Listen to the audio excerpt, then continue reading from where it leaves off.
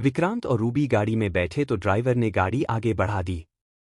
Ruby के चेहरे पर हल्की सी मुस्कुराहट थी और वह विंडो से बाहर देख रही थी। विक्रांत ने उसके सिर पर हाथ रखा तो रूबी ने विक्रांत की तरफ देखा और फिर उनके कंधे से सिर टिका लिया।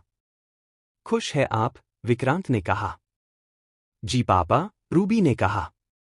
यही बात हम आपको समझाना चाहते थे कि रिश्ते इस तरीके से नहीं तोड़े जाते बेटा। हम मानते हैं कि अगर गलत व्यवहार करें कोई लड़की के साथ उसके ससुराल वाले या पति तो हमें रिश्ते तोड़ लेने चाहिए, शिकायत करनी चाहिए, केस करना चाहिए, पर यहाँ पर ऐसी कोई बात नहीं थी और आप दोनों एक दूसरे के साथ खुश हैं। आप दोनों ही एक दूसरे को चाहते हो और आप दोनों ही शायद एक दूसरे के बिना रह पाते, तो ऐसी स्थिति में हमें रिश्ते को मौका देना चाहिए। विक्रांत बोले तो रूबी ने उनकी आंखों में देखा। और हम मानते हैं कि शशांक से गलती हुई और गलतियां इंसान से हो जाती है, पर इसका मतलब यह नहीं है कि आप उसे कभी माफ है ना करो, क्योंकि गलती और गुनाह में फर्क होता है। गलती की माफी है पर गुनाह की नहीं, और शशांक ने सिर्फ गलती की थी, वह भी गलतफहमी में आकर, पर उसने आपके साथ ऐसा कोई भी व्यवहार नहीं किया जिससे आपको शारीरिक या मानसिक तकलीफ इस हद तक हो कि आप उसे माफ न कर सकें। इस एक बात को छोड़ दो तो शशांक अच्छा इंसान है, विक्रांत बोले। जी पापा, आप ठीक कह रहे हो, उन्होंने मुझे शारीरिक रूप से तो कभी परेशान नहीं किया था। उनकी कही बात हर्ट करती थी, पर साथ ही साथ वो हमेशा यह भी कहते थे कि मैं चाहूं तो अपने घर चली जाऊं, क्योंकि उन्हें भी तकलीफ होती थी मुझसे कुछ भी गलत बोलने में, पर वही वाली बात उनके मन में उस समय अर्नव भैया के लिए बहुत ज्यादा गुस्सा था और साथ ही साथ नेहा के लिए तकलीफ, और उस समय सारा गुस्सा मुझ पर भी निकाल देते थे वह, और उसका कारण था कि मैं अर्नव भैया का साथ देती थी। वह अपनी जगह सही थे क्योंकि वह अपनी बहन के बारे में सोच रहे थे, और मैं अपनी जगह सही थी क्योंकि मैं अपने भाई का सोच रही थी, रूबी बोली। विक्रांत मुस्करा उठे। और इस तरीके से सोचो तो गलत अकेले शशांक नहीं हुए, बल्कि गलती मेरी भी, और यह बात मुझे नंदिता भाभी ने बहुत अच्छे से समझाई थी। अगर शशांक ने मुझ पर विश्वास नहीं किया तो मैंने भी तो शशांक पर विश्वास नहीं किया। शशांक ने मेरी बात नहीं सुनी तो उसकी शुरुआत भी मुझसे हुई थी। पहले मैंने ही उनसे अर्नव, अपना भैया और नेहा के बारे में बातें छपाई, कारण जो भी रहा हो मुझे लगता था कि शायद शशांक नाराज होंगे, पर कुल मिलाकर झूठ की शुरुआत मेरी तरफ से हो गई थी। तो फिर मैं शशांक से कैसे उम्मीद कर सकती हूं कि वह मुझ पर विश्वास करेंगे, रूबी बोली। क्या नंदिता से तुम्हारी बात हुई थी? विक्रांत ने पूछा। भाभी ने मुझे बुलाया था और उन्होंने शशांक को भी बुलाया था। हम दोनों को ही उन्होंने समझाया, क्योंकि उन्हें भी यही लग रहा था कि हम दोनों ने ही गलती की है। पहले कुछ गलती मैंने की है, फिर कुछ गलतियां शशांक ने की, और बाद में फिर से जब मैं शशांक को मौका नहीं दे रही थी। पहले मैं जब सही थी तो शशांक ने मेरी बात नहीं सुनी, और जब शशांक मौका मांग रहे थे तो मैं उनकी बात नहीं सुन रही थी। सच कह रही हूं पापा, नंदिता भाभी के समझाने से मुझे काफ़ी चीज़ें समझ में आ गई थी, और फिर आपने भी तो मुझे यहाँ आने से पहले समझाया था, पर फिर भी मैं अड़ी हुई थी क्योंकि मुझे अभी भी नाराज़गी थी। मुझे लग रहा था कि शशांक शायद यहाँ आकर कुछ कहेंगे, पर इन्होंने कुछ भी नहीं कहा और तलाक लेने के लिए कोर्ट के अंदर चले गए, तो मुझे भी गुस्सा आ गया और मैंने सोचा कि हो जाने देती हूँ तलाक। पर वकील ने उल्टी सीधी बातें की तो मुझसे बर्दाश्त नहीं हुआ पापा, रूबी बोली। हमारे लिए सामने वाला कितना इम्पोर्टेंट है, यह बात हमें तभी पता चलती है जब कोई तीसरा आदमी उसके बारे में कुछ गलत बोले। हम अपनी नाराज़गी दिखा लेते हैं, पर हमें यह कभी भी बर्दाश्त नहीं होता कि कोई दूसरा, कोई बाहर का इंसान उस इंसान से कुछ कहे जो हमारे लिए खास हो, और इसीलिए तुम्हें बुरा लगा। क्योंकि तुम भले शशांक से नाराज थी, पर तुम्हें यह बात बिल्कुल भी बर्दाश्त नहीं हो रही थी कि तुम्हारे अलावा शशांक से कोई भी कुछ गलत बोले। तुम शशांक से नाराज थी, तुम उसे भला बुरा कह सकती थी और तुम उससे झगड़ा कर सकती थी, पर तुम्हें यह बात बिल्कुल भी एक्सेप्टेबल नहीं हो रही थी कि कोई दूसरा कुछ कहे, और इसीलिए तुम्हारे मन की बातें सब बाहर आ गई। खैर, जो होता है अच्छे के लिए होता है। और बस अब मैं तुमसे यही कहना चाहूंगा बेटा कि अपने और शशांक रिश्ते को संभालने की, सहेजने की कोशिश करना। छोटी छोटी बातों पर लड़ाई झगड़े नहीं होनी चाहिए, और ना ही कोई मनमुटाव। मैं जानता हूं कि मेरी बेटी बहुत समझदार है और हर रिश्ते को बहुत ही अच्छे से निभाती है, पर फिर भी एक पिता होने के नाते आपको समझाना हमारा फर्ज था, और वही हमने किया है और हमेशा करेंगे। बाकी जब भी जरूरत हो किसी भी पल पर आपके पापा हमेशा आपके साथ है, विक्रांत ने कहा तो रूबी के चेहरे पर मुस्कुराहट आ गई और उसने विक्रांत की गोद में सर रखकर आंखें बंद कर ली। गाड़ी दिल्ली गाजियाबाद हाईवे पर दौड़ पड़ी। वही अरुणा ने जब सुना तो उसकी खुशी का ठिकाना नहीं रहा। उसने तुरंत ही शिवांश को भी फोन लगाकर खबर दे दी और शिवांश भी इस खबर को सुनकर बेहद खुश हुआ। उसे भी बहुत तकलीफ हो रही थी रूबी के रिश्ते के टूटने के कारण। मम्मी, आज आपने बहुत अच्छी खबर सुनाई। मैं यहाँ आ गया था पर मेरा मन नहीं लग रहा था, पर अब मैं पूरे मन से यहाँ पर काम कर पाऊंगा। आखिर अब मेरी बहन की जिंदगी में फिर से खुशियाँ वापस आ गई है, तो अब मुझे किसी बात की कोई परवाह नहीं है, शिवांश ने कहा। हाँ बेटा, तुम बिल्कुल चिंता मत करो यहाँ की, और अपने काम पर ध्यान दो और काम खत्म करते ही वापस जाओ। तुम दोनों के बिना घर सूना सूना लगता है। अब रूबी भी आज विदा होकर चली जाएगी तो मैं तो अकेली रह जाएंगी। तुम्हारे पापा तो ऑफिस में रहते हैं, घर में मैं अकेली हो जाती हूँ, अरुणा बोली। मम्मी, मैं वहां था तब मैं भी तो ऑफिस जाता था ना, और आऊंगा तब भी ऑफिस जाऊंगा, शशांक ने कहा। हाँ तो इसीलिए कह रही हूं ना, अब रूबी अपने ससुराल चली गई है। तुम और तुम्हारे पापा ऑफिस चले जाते हो तो अब एक बहू ला दे मेरे लिए, जिसके साथ मैं टाइम स्पेंड किया करूंगी, अरुणा बोली तो शिवांश मुस्करा उठा। क्या मम्मी, कैसी बातें करती हो? आजकल की बहू कौन घर में टिकती है?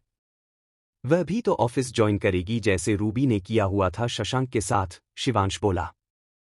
रूबी ने तो शादी के पहले किया हुआ था, अभी कहाँ किया है, अरुणा ने कहा।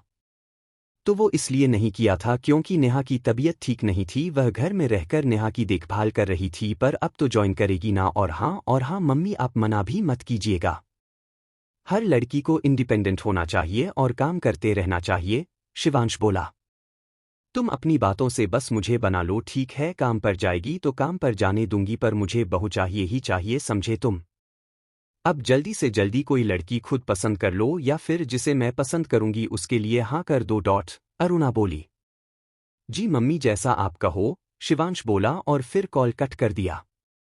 अरुणा शाम की तैयारियों में लग गई है, क्योंकि विक्रांत ने उसे बता दिया था कि शशांक रूबी की विदाई कराने आ रहा है, तो अरुणा को कई सारी तैयारियां करनी थी।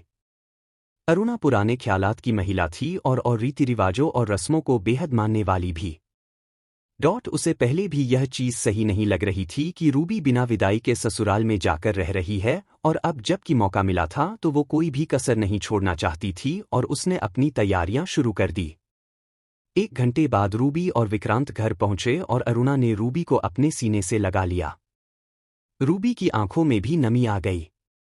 हमेशा से चाहती हूं कि तुम खुश रहो, और मुझे बहुत खुशी हुई थी तुम्हें और शशांक को साथ देखकर। पर जब तुम दोनों का रिश्ता इस तरीके से बिखरने लगा तो मैं बता नहीं सकती मुझे कितनी तकलीफ हुई। तुम्हारे पापा ने मुझे रोक रखा था तुम्हें कुछ भी समझाने के लिए, कुछ भी कहने के लिए, और मैं अंदर ही अंदर परेशान थी, पर मजबूर थी कि तुम्हें कुछ भी कह नहीं सकती थी। पर अब फाइनली अब सब कुछ सही हो गया है, तो मुझे बहुत खुशी है। बस अब किसी की भी नजर न लगे मेरी बच्ची और उसके रिश्ते को, अरुणा बोली और उन्होंने रूबी की नजर उतारी। अब तैयार हो जाओ, यह सूट पहनकर तो नहीं जाओगे नाथ? थोड़ा अच्छे से विदाई होगी और अच्छे से सज धज के दुल्हन बनकर वहां जाना, अरुणा ने कहा तो रूबी ने आंखें बड़ी करके उनकी तरफ देखा। तभी डोरबेल बजी तो अरुणा ने जाकर दरवाजा खोला, सामने ब्यूटिशियन खड़ी हुई थी। मम्मी, इन सब की क्या जरूरत है? रूबी ने कहा। चुप कर तू। ससुराल जा रही हो तो अच्छे से जाना होगा ना? अभी बिल्कुल भी फालतू की बातें नहीं चाहिए मुझे। चलो तुम तैयार हो, तब तक मैं खाने का इंतजाम देखती हूँ, अरुणा बोली और ब्यूटिशियन को रूबी के कमरे में भेजकर किचन में चली गई जहां पर की मेड खाना बना रही थी।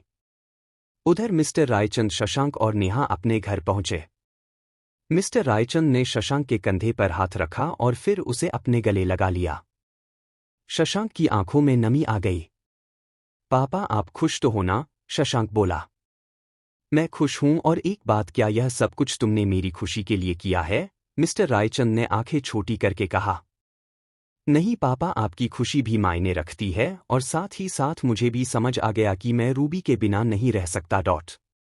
इस बात का एहसास मुझे रूबी के जाने के बाद हो गया था, और अपनी गलतियों का एहसास भी, और यह जो कुछ भी किया मैंने सिर्फ अपनी गलती को सुधारने के लिए किया है। और उसी में अगर आपको भी खुशी मिलती है तो फिर उसमें बुराई क्या है? शशांक ने मुस्करा के कहा। मुझे तुम पर गर्व है बेटा, तुमने आज मेरा सिर ऊंचा कर दिया। इंसान वही होता है जो अपनी गलतियों से सीखता है और अपनी गलतियों को सुधारता है और आगे वह गलती न दोहराने का प्रण लेता है। इंसान वह नहीं होता जो औरतों को दबाकर रखता है, जो उनके साथ गलत व्यवहार करता है, बल्कि इंसान वह होता है कि अगर गलती से भी गलती हो जाए तो उसके लिए माफी मांगे और आगे से चीजों को सही करने की कोशिश करें। रायचंद बोले तो शशांक और नेहा दोनों मुस्कुरा उठे।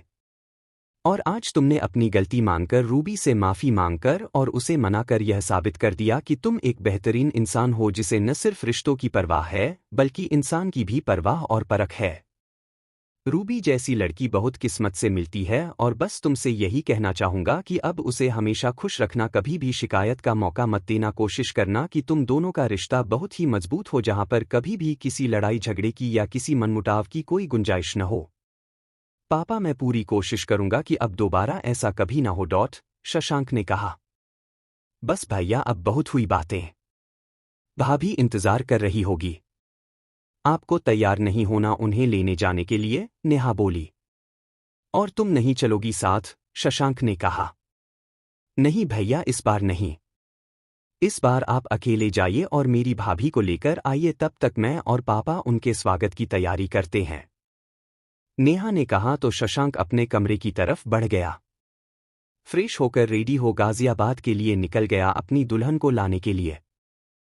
रूबी को तैयार करके ब्यूटिशियन चली गई तो अरुणा कमरे में आई। सुर्ख लाल जोड़े में रूबी बेहद खूबसूरत लग रही थी। पूरे सुहागन के श्रृंगार के साथ आज वह सच में एक दुल्हन जैसी लग रही थी। अरुणा ने अपनी आंख से काजल लेकर उसके कान के पीछे टीका लगा दिया। भगवान हर बुरी नजर से बचाए मेरी बच्ची को, अरुणा ने रूबी की बलैया लेते हुए कहा। आपका और पापा का आशीर्वाद मेरे साथ है, तब तक किसी की बुरी नजर नहीं लग सकती मुझे मम्मी। बहुत लकी हूं मैं जो आप और पापा जैसे पेरेंट्स मुझे मिले, रूबी ने कहा। नहीं बेटा, लकी तो हम लोग हैं जो तुम्हारे जैसी बेटी और शिवांश के जैसा बेटा हमें मिला, तभी कमरे में आते हुए विक्रांत ने कहा तो रूबी ने उनके का सीने पर सिर टिका दिया। थैंक यू पापा, थैंक यू सो मच, आपने मुझे बहुत सही तरीके से समझाया और बहुत सही तरीके से मेरी इस प्रॉब्लम को हैंडल किया।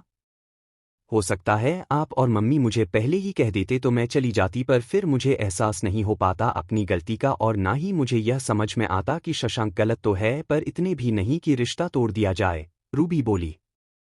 इसीलिए मैंने तुम्हें खुद मौका दिया कि तुम खुद समझो कि तुम क्या चाहती हो। किसी दूसरे के कहने पर तुम डिसीजन मत लो, वरना तुम्हें लाइफ टाइम इस बात का अफसोस रहेगा कि तुमने सही फैसला नहीं लिया और परिवार के दबाव के कारण तुम्हें एडजस्टमेंट करना पड़ा।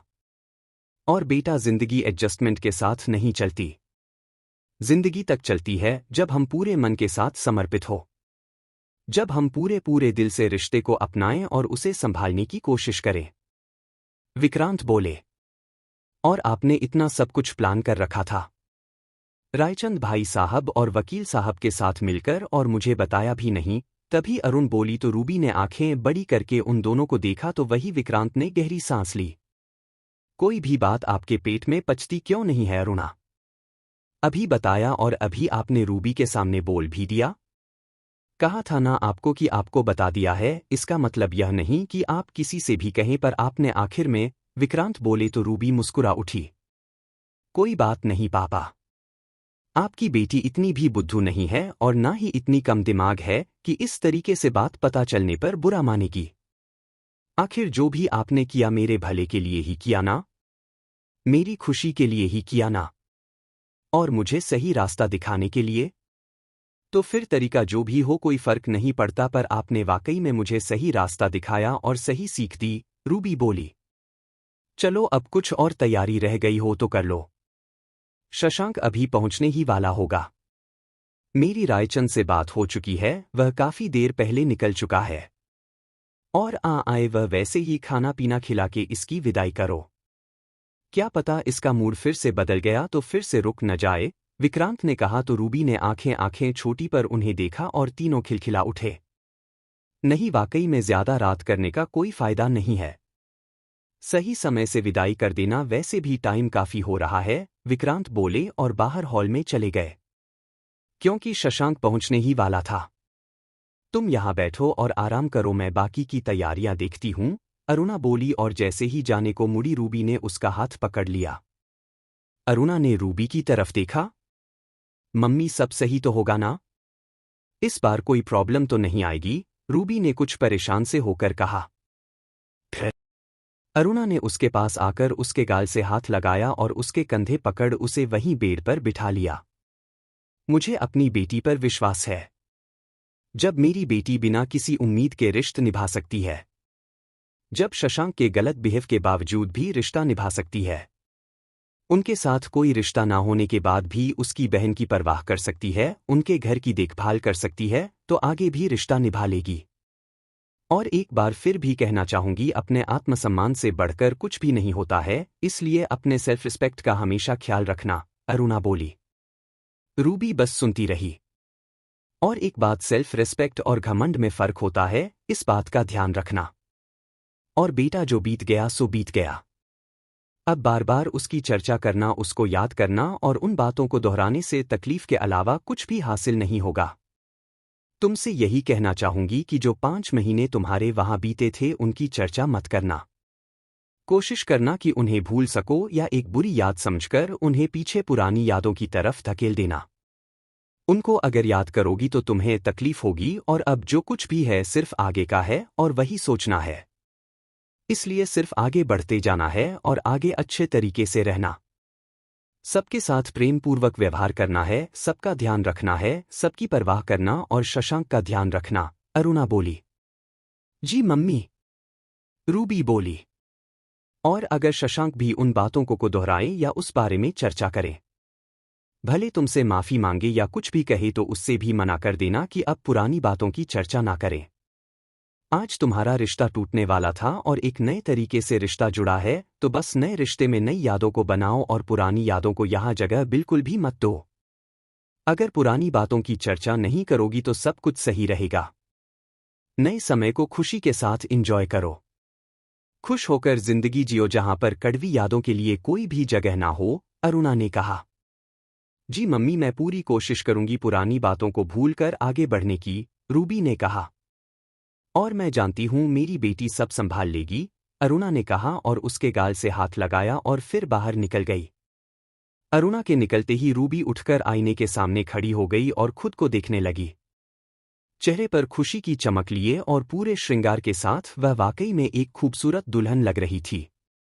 उसने घड़ी की तरफ देखा जो कि 5 बजा रही थी। कितनी देर में आओगे आप शशांक? कब से इंतजार कर रही हूं आपका, रूबी ने खुद से कहा। तभी बाहर गाड़ी के हॉर्न की आवाज सुनाई दी और रूबी के दिल की धड़कन एकदम से तेज हो गई। बाहर शशांक आ चुका था।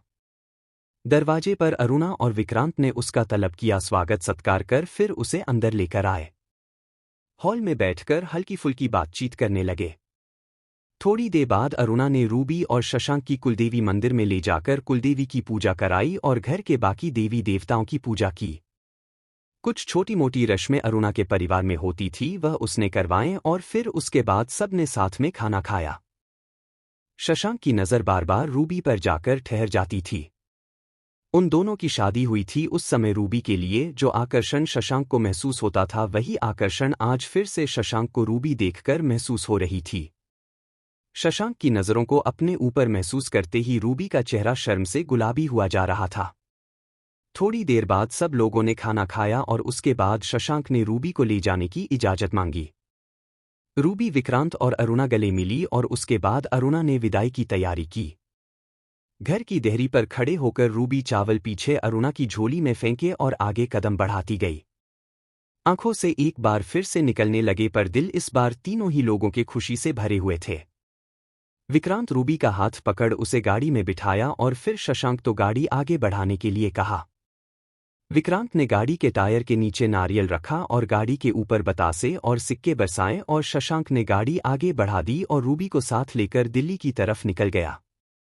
रूबी को विदा करके विक्रांत और अरुणा अंदर आए और सोफे पर बैठ गए। खुशी खुशी रूबी को उसके ससुराल भेजकर मन को बड़ी ही तसल्ली और सुकून मिल गया है ठाकुर साहब। हालांकि मुझे नहीं पता था कि रूबी और शशांक के बीच प्रॉब्लम चल रही है, पर फिर भी मन में कसक रह गई थी कि बेटी की विदाई अच्छे से नहीं कर पाई। हमारी इकलौती बेटी है। बहुत अरमान थे मेरे उसकी शादी को लेकर। तब रश्मि भी ठीक से नहीं हो पाई थी। आज ऐसा लग रहा है कि सही तरीके से हमने रूबी को विदा कर दिया और अब उसके जीवन में कोई परेशानी नहीं आएगी, अरुणा बोली। आप निश्चिंत रहिए, अब उनके जीवन में कोई भी परेशानी नहीं आएगी क्योंकि यह जो परेशानी आनी थी वह आ चुकी है। अब रूबी और शशांक दोनों ही अपने रिश्ते को और एक दूसरे को बहुत अच्छे से समझ चुके हैं। अब यह जो गलती एक बार हुई वह अब दोबारा नहीं करेंगे, इतना तो मुझे विश्वास है, विक्रांत ने कहा। फिर अरुणा ने उनकी तरफ देखा। और यह मैं सिर्फ रूबी के लिए नहीं कह रहा हूं। इतने दिनों में मैंने शशांक को भी बहुत अच्छे से जाना है। वह भी सुलझा हुआ अच्छा इंसान है। हाँ, यह बात अलग है कि उसने रूबी के साथ थोड़ा मिसबिहेव कर दिया और उसका कारण सिर्फ और सिर्फ उसका अपनी बहन के लिए बहुत ही ज्यादा स्नेह था और कुछ भी नहीं। और इसमें कुछ गलत भी नहीं है। हमारा शिवा भी तो रूबी को बहुत चाहता है।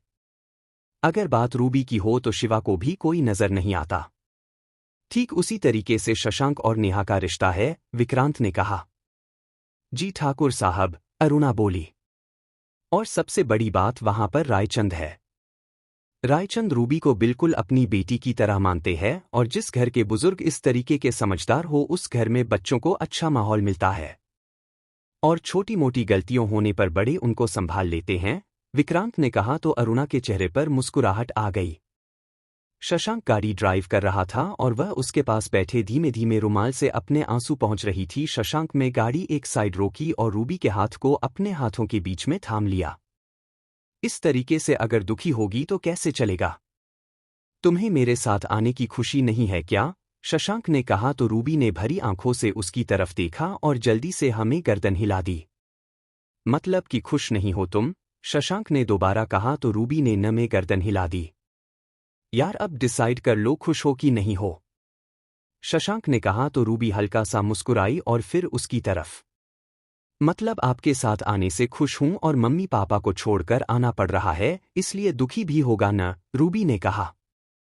हाँ तो तुम्हारी जब मर्जी हो तब तुम उनसे मिलने जा सकती हो और जब वो लोग चाहे तब वह तुम्हारे पास आ सकते हैं, किसी बात के लिए कोई मना थोड़ी ना है। बाकी अब हमारी जिंदगी का नया सफर शुरू होने वाला है और इस सफर में हम दोनों को साथ चलना है और खुश रहना है और एक दूसरे को खुशी देना है, शशांक बोला। रूबी मुस्करा उठी। और मैं वादा करता हूं तुम्हें बहुत खुश रखूंगा, बहुत प्यार करूंगा, शशांक ने कहा। मैं खुश हूं शशांक और वादा करती हूं कि आज से कोई भी पुरानी बात नहीं होगी और हम सिर्फ और सिर्फ आगे के बारे में और अच्छा सोचेंगे, रूबी ने कहा तो फिर शशांक ने गाड़ी आगे बढ़ा दी। शशांक ने उसका सिर अपने कंधे से टिका लिया और रूबी ने उसकी बाह को थाम लिया। दोनों घर पहुंचे तब तक रात हो चुकी थी। रूबी और शशांक घर पहुंचे तब तक काफी रात हो चुकी थी। नेहा और मिस्टर रायचंद हॉल में बैठे उन लोगों का इंतजार कर रहे थे। फिर खाना तो वो लोग गाजियाबाद से ही खाकर आए थे। घर आने पर नेहा और मिस्टर रायचंद ने दोनों का बहुत ही खूबसूरत तरीके से स्वागत किया। दोनों को तिलक ने लगाया और आरती की। उसके बाद नेहा शशांक और रूबी को लेकर मंदिर में आई और भगवान के आगे दोनों ने दीपक जलाया और फिर सबने मिलकर आशीर्वाद लिया। भाभी, मुझे जितना पता था और जितना समझ आया उतना मैंने कर दिया है, बाकी आपका घर है, आप जैसे चाहे वैसे रहे और कल से आपको सब कुछ खुद ही संभालना है, नेहा ने कहा। तुम्हारा साथ और पापाजी का आशीर्वाद हर कदम पर चाहिए होगा मुझे, रूबी बोली। अभी रात बहुत हो गई है भाभी भैया, आप लोग अब आराम कीजिए, नेहा ने कहा। हाँ बच्चों, आज का दिन बहुत उथल पुथल वाला रहा और फाइनली अब सब सही हो गया है। अब दोनों भी आराम करो, रायचंद बोले तो रूबी ने शशांक की ही तरफ देखा। चलो, शशांक बोला और रूबी का हाथ थामकर अपने कमरे की तरफ चल दिया। नेहा और मिस्टर रायचंद उन दोनों को जाते देख मुस्कुरा उठे। रूबी और शशांक के कमरे के बाहर आए और रूबी वहीं पर रुक गई। आंखों के आगे वो पल आ गया जब शशांक ने उसे इस कमरे से निकाला था। रूबी की आंखें नम हो गई। शशांक ने उसके गाल से हाथ लगाया और नम गर्दन हिलाई। शशांक ने कमरे का दरवाजा खोला और रूबी के आगे हाथ बढ़ा दिया। रूबी ने उसके हाथ के ऊपर अपना हाथ रखा। Welcome welcome in a room and in my life Mrs Ruby Shashank Raichand, Shashank ने कहा तो रूबी मुस्कुरा उठी और शशांक का हाथ थामकर अंदर आई।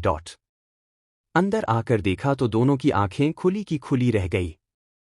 It's beautiful. जब मैं गया था तब तो कुछ भी नहीं था, इन कुछ घंटों में इन लोगों ने पूरे रूम की काया पलट कर दी है, शशांक ने खुश होकर चारों तरफ देखते हुए कहा। रूबी के चेहरे पर भी हल्की सी मुस्कुराहट आ गई और गाल एकदम ब्लश करने लगे। पूरा रूम बेहद ही खूबसूरत तरीके से डेकोरेट किया हुआ था, उन दोनों की वेडिंग नाइट के हिसाब से। चारों तरफ गुलाब की पंखुड़ियां फैली हुई थी तो वही खूबसूरत कर्टन्स रूम को क्लासी लुक दे रहे थे। हल्की हल्की लाइट्स, कलर्ड कैंडल्स और खूबसूरत बैलून ने रूम को एकदम स्वीट हनीमून स्वीट बना दिया था। रूम के पर्दे, फर्नीचर, बेडशीट सब कुछ एकदम नए लुक के साथ थे। सब कुछ एकदम से चेंज कर दिया था नेहा और मिस्टर रायचंद ने। साइड की टेबल पर शशांक की और रूबी की एक खूबसूरत सी तस्वीर रखी हुई थी जो कि उनकी शादी के टाइम की थी। क्या ख्याल है रूबी डार्लिंग, रूम तो मस्त सुहागरात की फीलिंग दे रहा है, शशांक ने रूबी की आंखों में देखकर कहा तो रूबी मुस्करा उठी। हाँ तो आज सुहागरात ही तो है मिस्टर शशांक, रूबी भी उसी अंदाज में बोली। नॉट बैड, शशांक बोला और उसकी तरफ बढ़ा कि तभी उनकी नज़र बेड पर रखे एक एनवेलप गई। ये क्या है? शशांक ने उस एनवेलप को उठाया और खोलकर देखा, उसमें रूबी और शशांक के लिए हनीमून पैकेज था, स्विट्जरलैंड का 10 दिन का स्टे और साथ ही एक छोटा सा लेटर भी। शशांक ने लेटर उठाया और पढ़ने लगा। मेरे प्यारे भैया और प्यारी भाभी, आज का दिन मेरे लिए बहुत खुशी का है। आज मेरे ईश्वर ने मेरी सुन ली, मेरे भैया और भाभी को साथ ला दी। आज से आपकी जिंदगी की एक नई और दोबारा शुरुआत हो रही है। मेरे कारण जो आप लोगों की जिंदगी में बिखराव और टकराव आ गया था, बस उसे ठीक करने के लिए आज ये आपका पहला कदम है और आपकी जिंदगी खुशियों से भर जाए, बस यही दुआ है मेरी।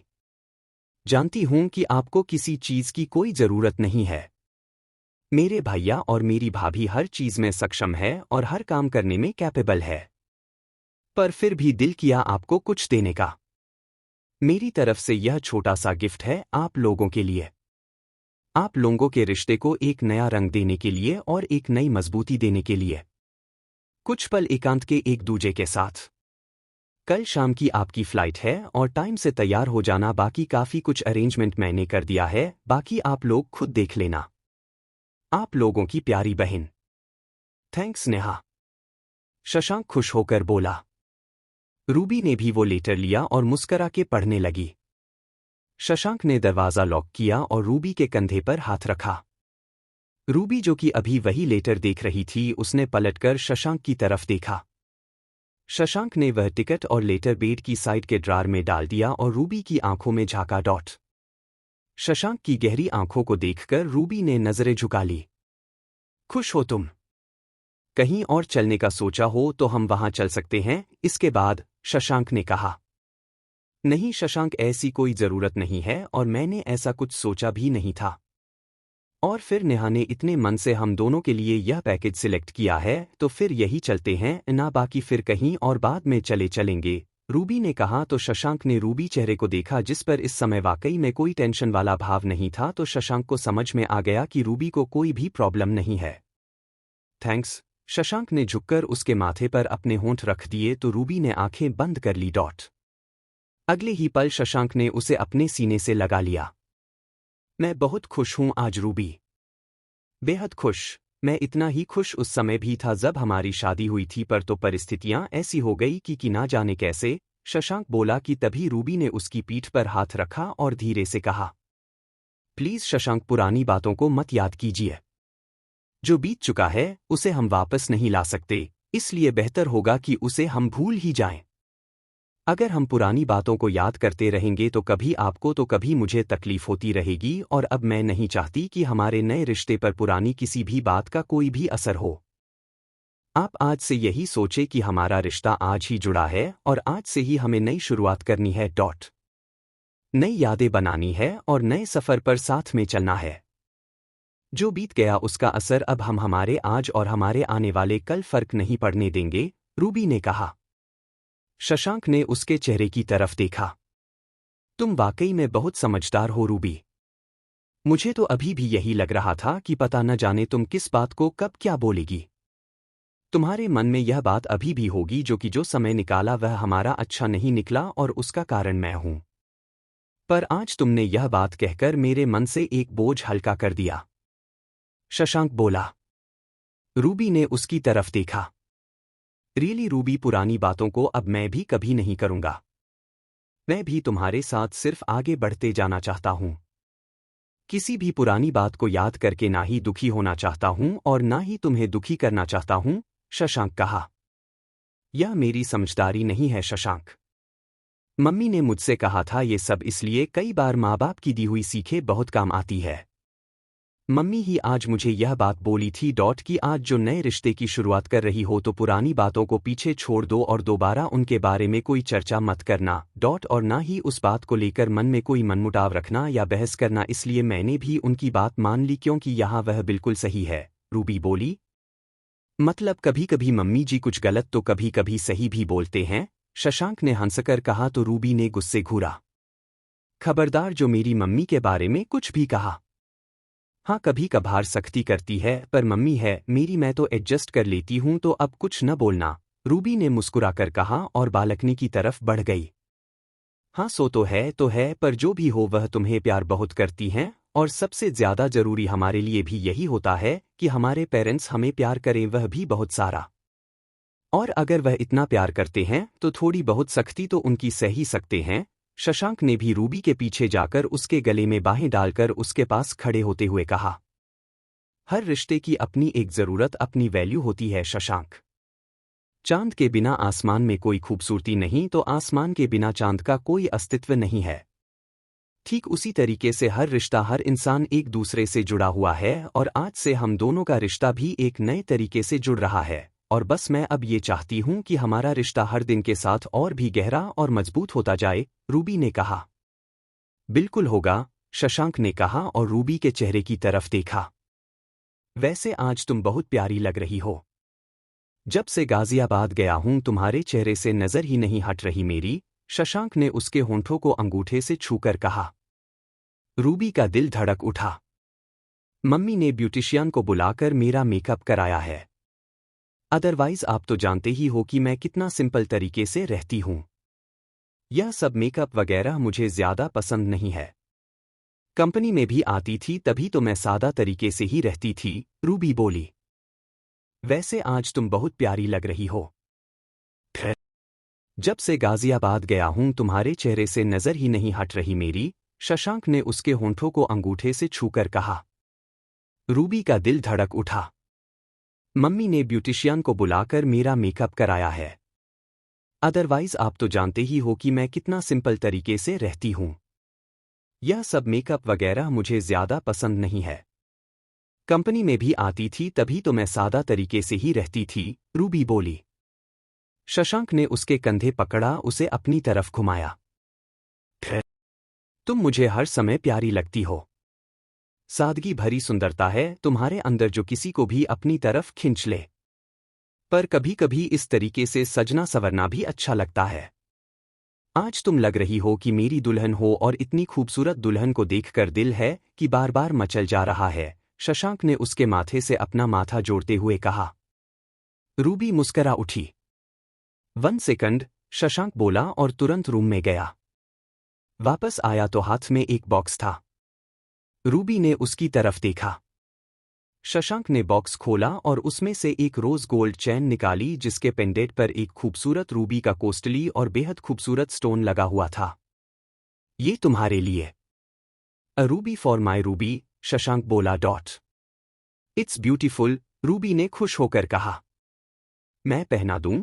शशांक ने पूछा तो रूबी ने गले की तरफ देखा जहां कई सारे जेवर पहनी हुई थी जो कि अरुणा ने पहनाए थे। कोई बात नहीं, अपनी गिफ्ट के लिए जगह बना लूंगा मैं। और वैसे भी इन्हें तो अभी उतारना ही था, शशांक बोला और एक एक कर ज्वेलरी रूबी के गले से निकाल दी।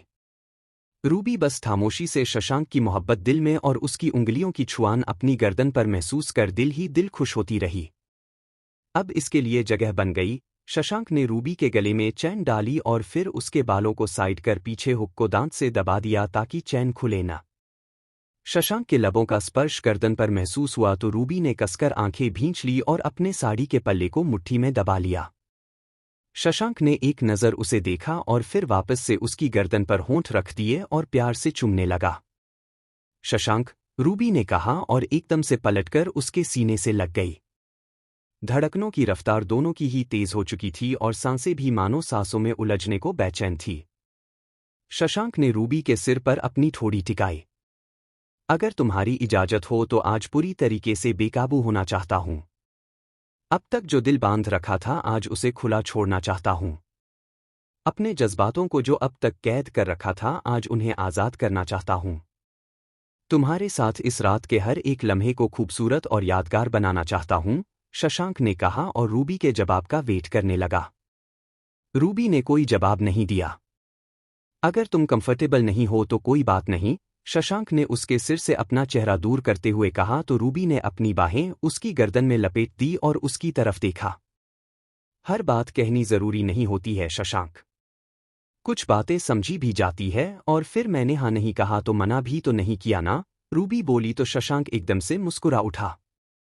थैंक्स, क्योंकि अब मैं और तुम दोनों ही अपने रिश्ते में पूर्णता चाहते हैं, अधूरापन नहीं, शशांक बोला और अगले ही पल उसने रूबी के चेहरे को अपनी हथेलियों के बीच ले लिया और उसकी आंखों में देखा। रूबी भी मुस्कराती शर्माती गुलाबी होती आंखों से उसे देख रही थी। शशांक भी उसकी आंखों में देखते हुए उसके करीब आ गया और उसके होंठों को अपने लबों से कवर कर चूमने लगा। रूबी एकदम से सिहर उठी और फिर उसने भी शशांक का साथ देना शुरू कर दिया। कुछ देर तक यूं ही एक दूजे को शिद्दत से महसूस करके वो दोनों बालकनी से वापस अंदर बेडरूम में आ चुके थे। उस कमरे की मध्यम रोशनी के बीच दोनों एक दूसरे के प्यार को महसूस कर रहे थे। शशांक ने रूबी को गहरी आंखों से देखा और फिर उसका आंचल कंधे से सरका दिया और उसके करीब हो गया। शर्म और बेखुदी ने रूबी की पलकें खुद ही गिरा दी। पहले प्यार, फिर शादी और उसके बाद बीच में आई गलतफहमी का दौर और फिर कई सारे उतार चढ़ाव के बाद आखिर में रूबी और शशांक आज हमेशा हमेशा के लिए एक हो गए थे। शशांक भी रूबी को चाहता था पर कह नहीं पाया पहले कभी। आज शशांक रूबी को पूरी शिद्दत से अपनी मोहब्बत का एहसास करा रहा था तो वही रूबी भी डूब चुकी थी उसके स्पर्श के जादू में। कुछ ही पलों में दोनों के बीच की हर दीवार हट गई और पूरी दुनिया को भुलाकर आखिर में शशांक और रूबी पूरी तरीके से एक हो गए। कुछ समय बाद शशांक के सीने पर रूबी सिर रखे हुए थी और शशांक धीमे धीमे उसकी पीठ पर उंगली फिरा रहा था। आई लव यू, शशांक ने उसके माथे पर एक डीप सा किस करके कहा। I love you Shashank, Ruby ने हौले से उसके गाल को किस किया। रूबी, उस समय मतलब पहले भी तुम पर बहुत प्यार आता था। कई बार दिल करता था कि सारी नाराजगी, सारी बातों को एक तरफ रख कर ले आऊं तुम्हें अपने पास अपने कमरे में और बना लूं तुम्हें अपना, हमेशा के लिए अपना। पर हमेशा सिर्फ मन में एक यही डर आ जाता था कि कहीं आगे जाकर हमारे रिश्ते में कोई प्रॉब्लम आए तो तुम्हें यह न लगे कि मैंने तुम्हारे साथ, शशांक ने कहा तो रूबी ने उसके होंठों पर हथेली रख दी। कहा था ना आपसे पुरानी बातों को याद नहीं करना है, और जो हो गया सो गया। उस समय में अगर आप तड़पे हो तो मैं भी आपकी नज़दीकी के लिए बहुत बेचैन रही हूं। पर मैं समझती थी कि आप मेरे करीब क्यों नहीं आते, इसलिए मुझे उस बात पर कई बार बुरा लगता था पर कई बार मैं अपने मन को समझा लेती थी, रूबी ने कहा। शशांक ने उसकी आंखों में देखा जहां नमी आ गई थी। पर अब कभी भी मुझसे दूर मत होना और ना ही कभी मुझे खुद से दूर करना। मुझसे बर्दाश्त नहीं होता है शशांक, रूबी ने भावुक होकर कहा। कभी नहीं, कभी भी तुमसे दूर नहीं होऊंगा, ना ही कभी तुम्हें खुद से दूर करूंगा, आई प्रॉमिस, शशांक ने उसे वापस से अपनी बाहों के घेरे में लेते हुए कहा। Thank you. रूबी बोली और उसके सीने से सिर टिकाकर आंखें बंद कर ली। आज दोनों के बीच में की हर दूरी मिट गई थी और दोनों के दिलों में आई हर गलतफहमी खत्म हो गई।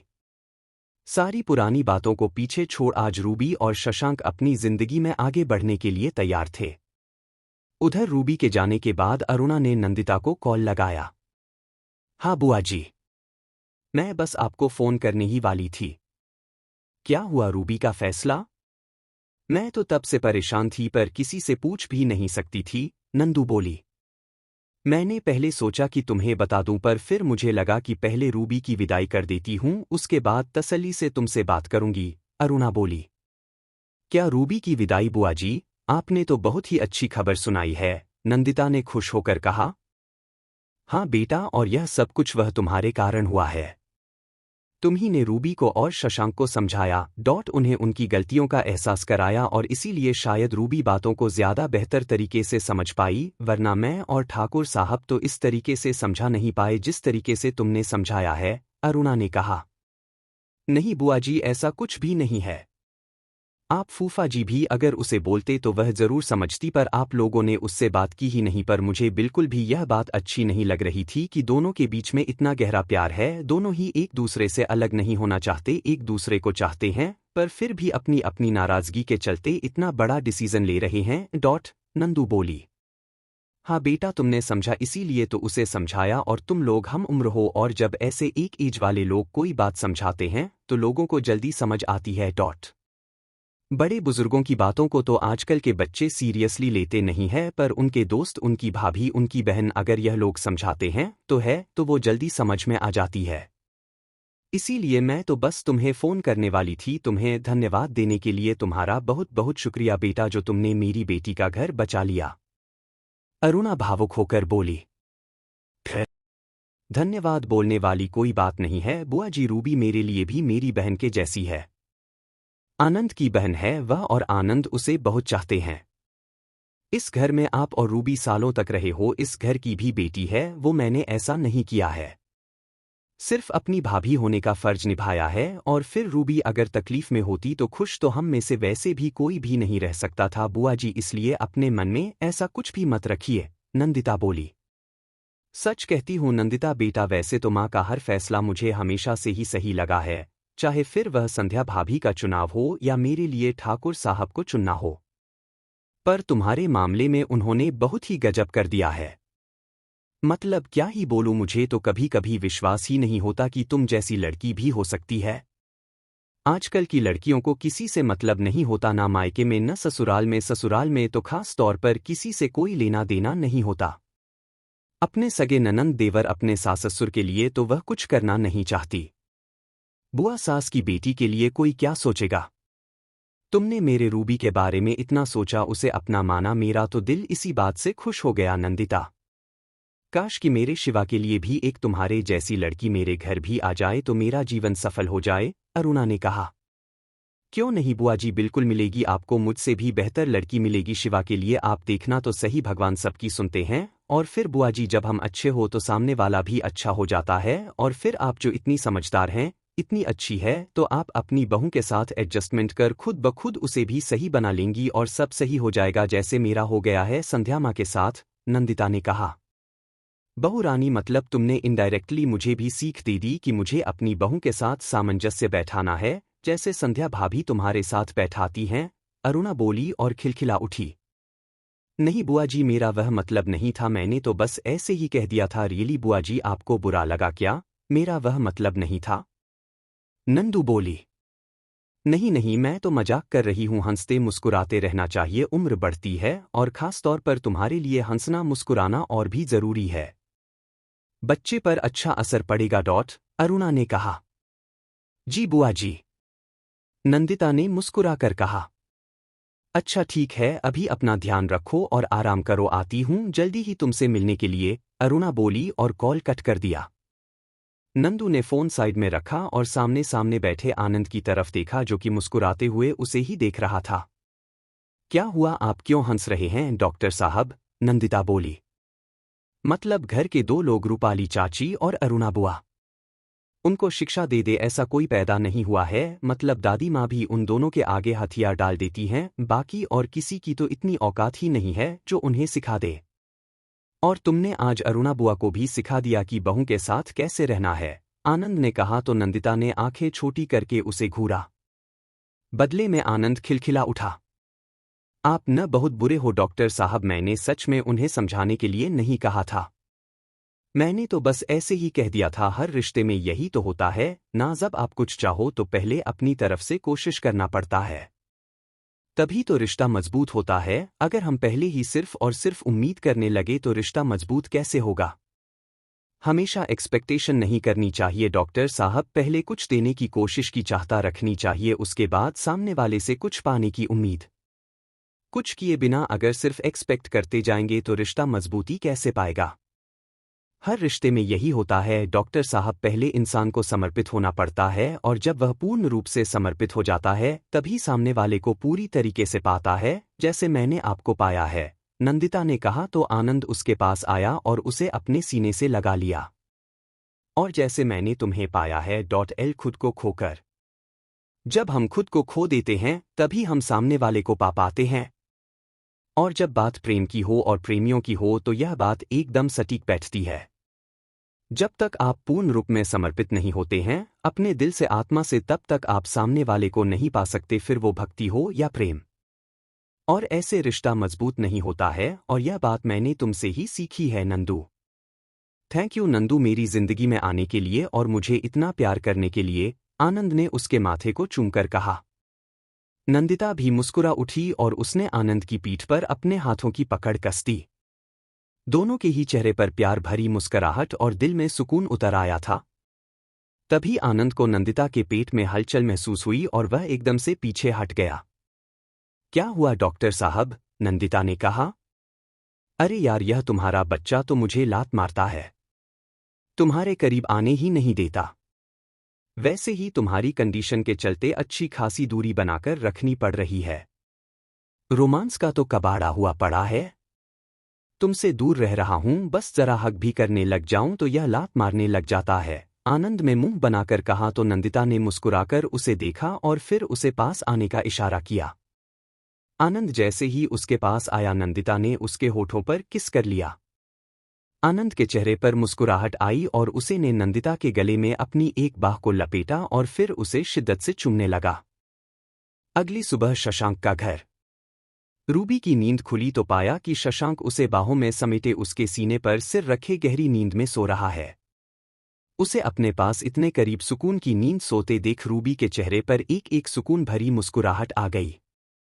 उसने शाशक के बालों में हाथ रखकर सहलाया तो शशांक की नींद खुली। क्या है यार, सोने दो ना, बहुत थका हुआ हूं और आज कितनी प्यारी सुबह है, शशांक ने वापस से उसे अपनी बाहों में समेटते हुए कहा।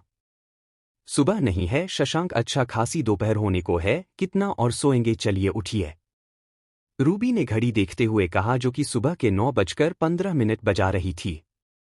शशांक ने हल्की सी आंखें खोलकर घड़ी की तरफ देखा और वापस से आंखें बंद कर ली। सिर्फ 9:15 ही तो बजा है, दोपहर कहाँ हुई है यार। अभी तुम भी ना, शशांक बोला। पर आप तो कभी भी इतनी देर तक नहीं सोते, इस समय पर तो आप ब्रेकफास्ट कर रहे होते हो, थोड़ी देर बाद आप ऑफिस भी जाना होगा ना। उठिए ना शशांक, सब लोग क्या सोच रहे होंगे। अभी पापा जी और नेहा उठ गए होंगे और हमारे कमरे का दरवाजा ही नहीं खुला है। कितना अजीब लगेगा, रूबी बोली। शशांक ने उसे देखा और फिर मुस्कुरा उठा।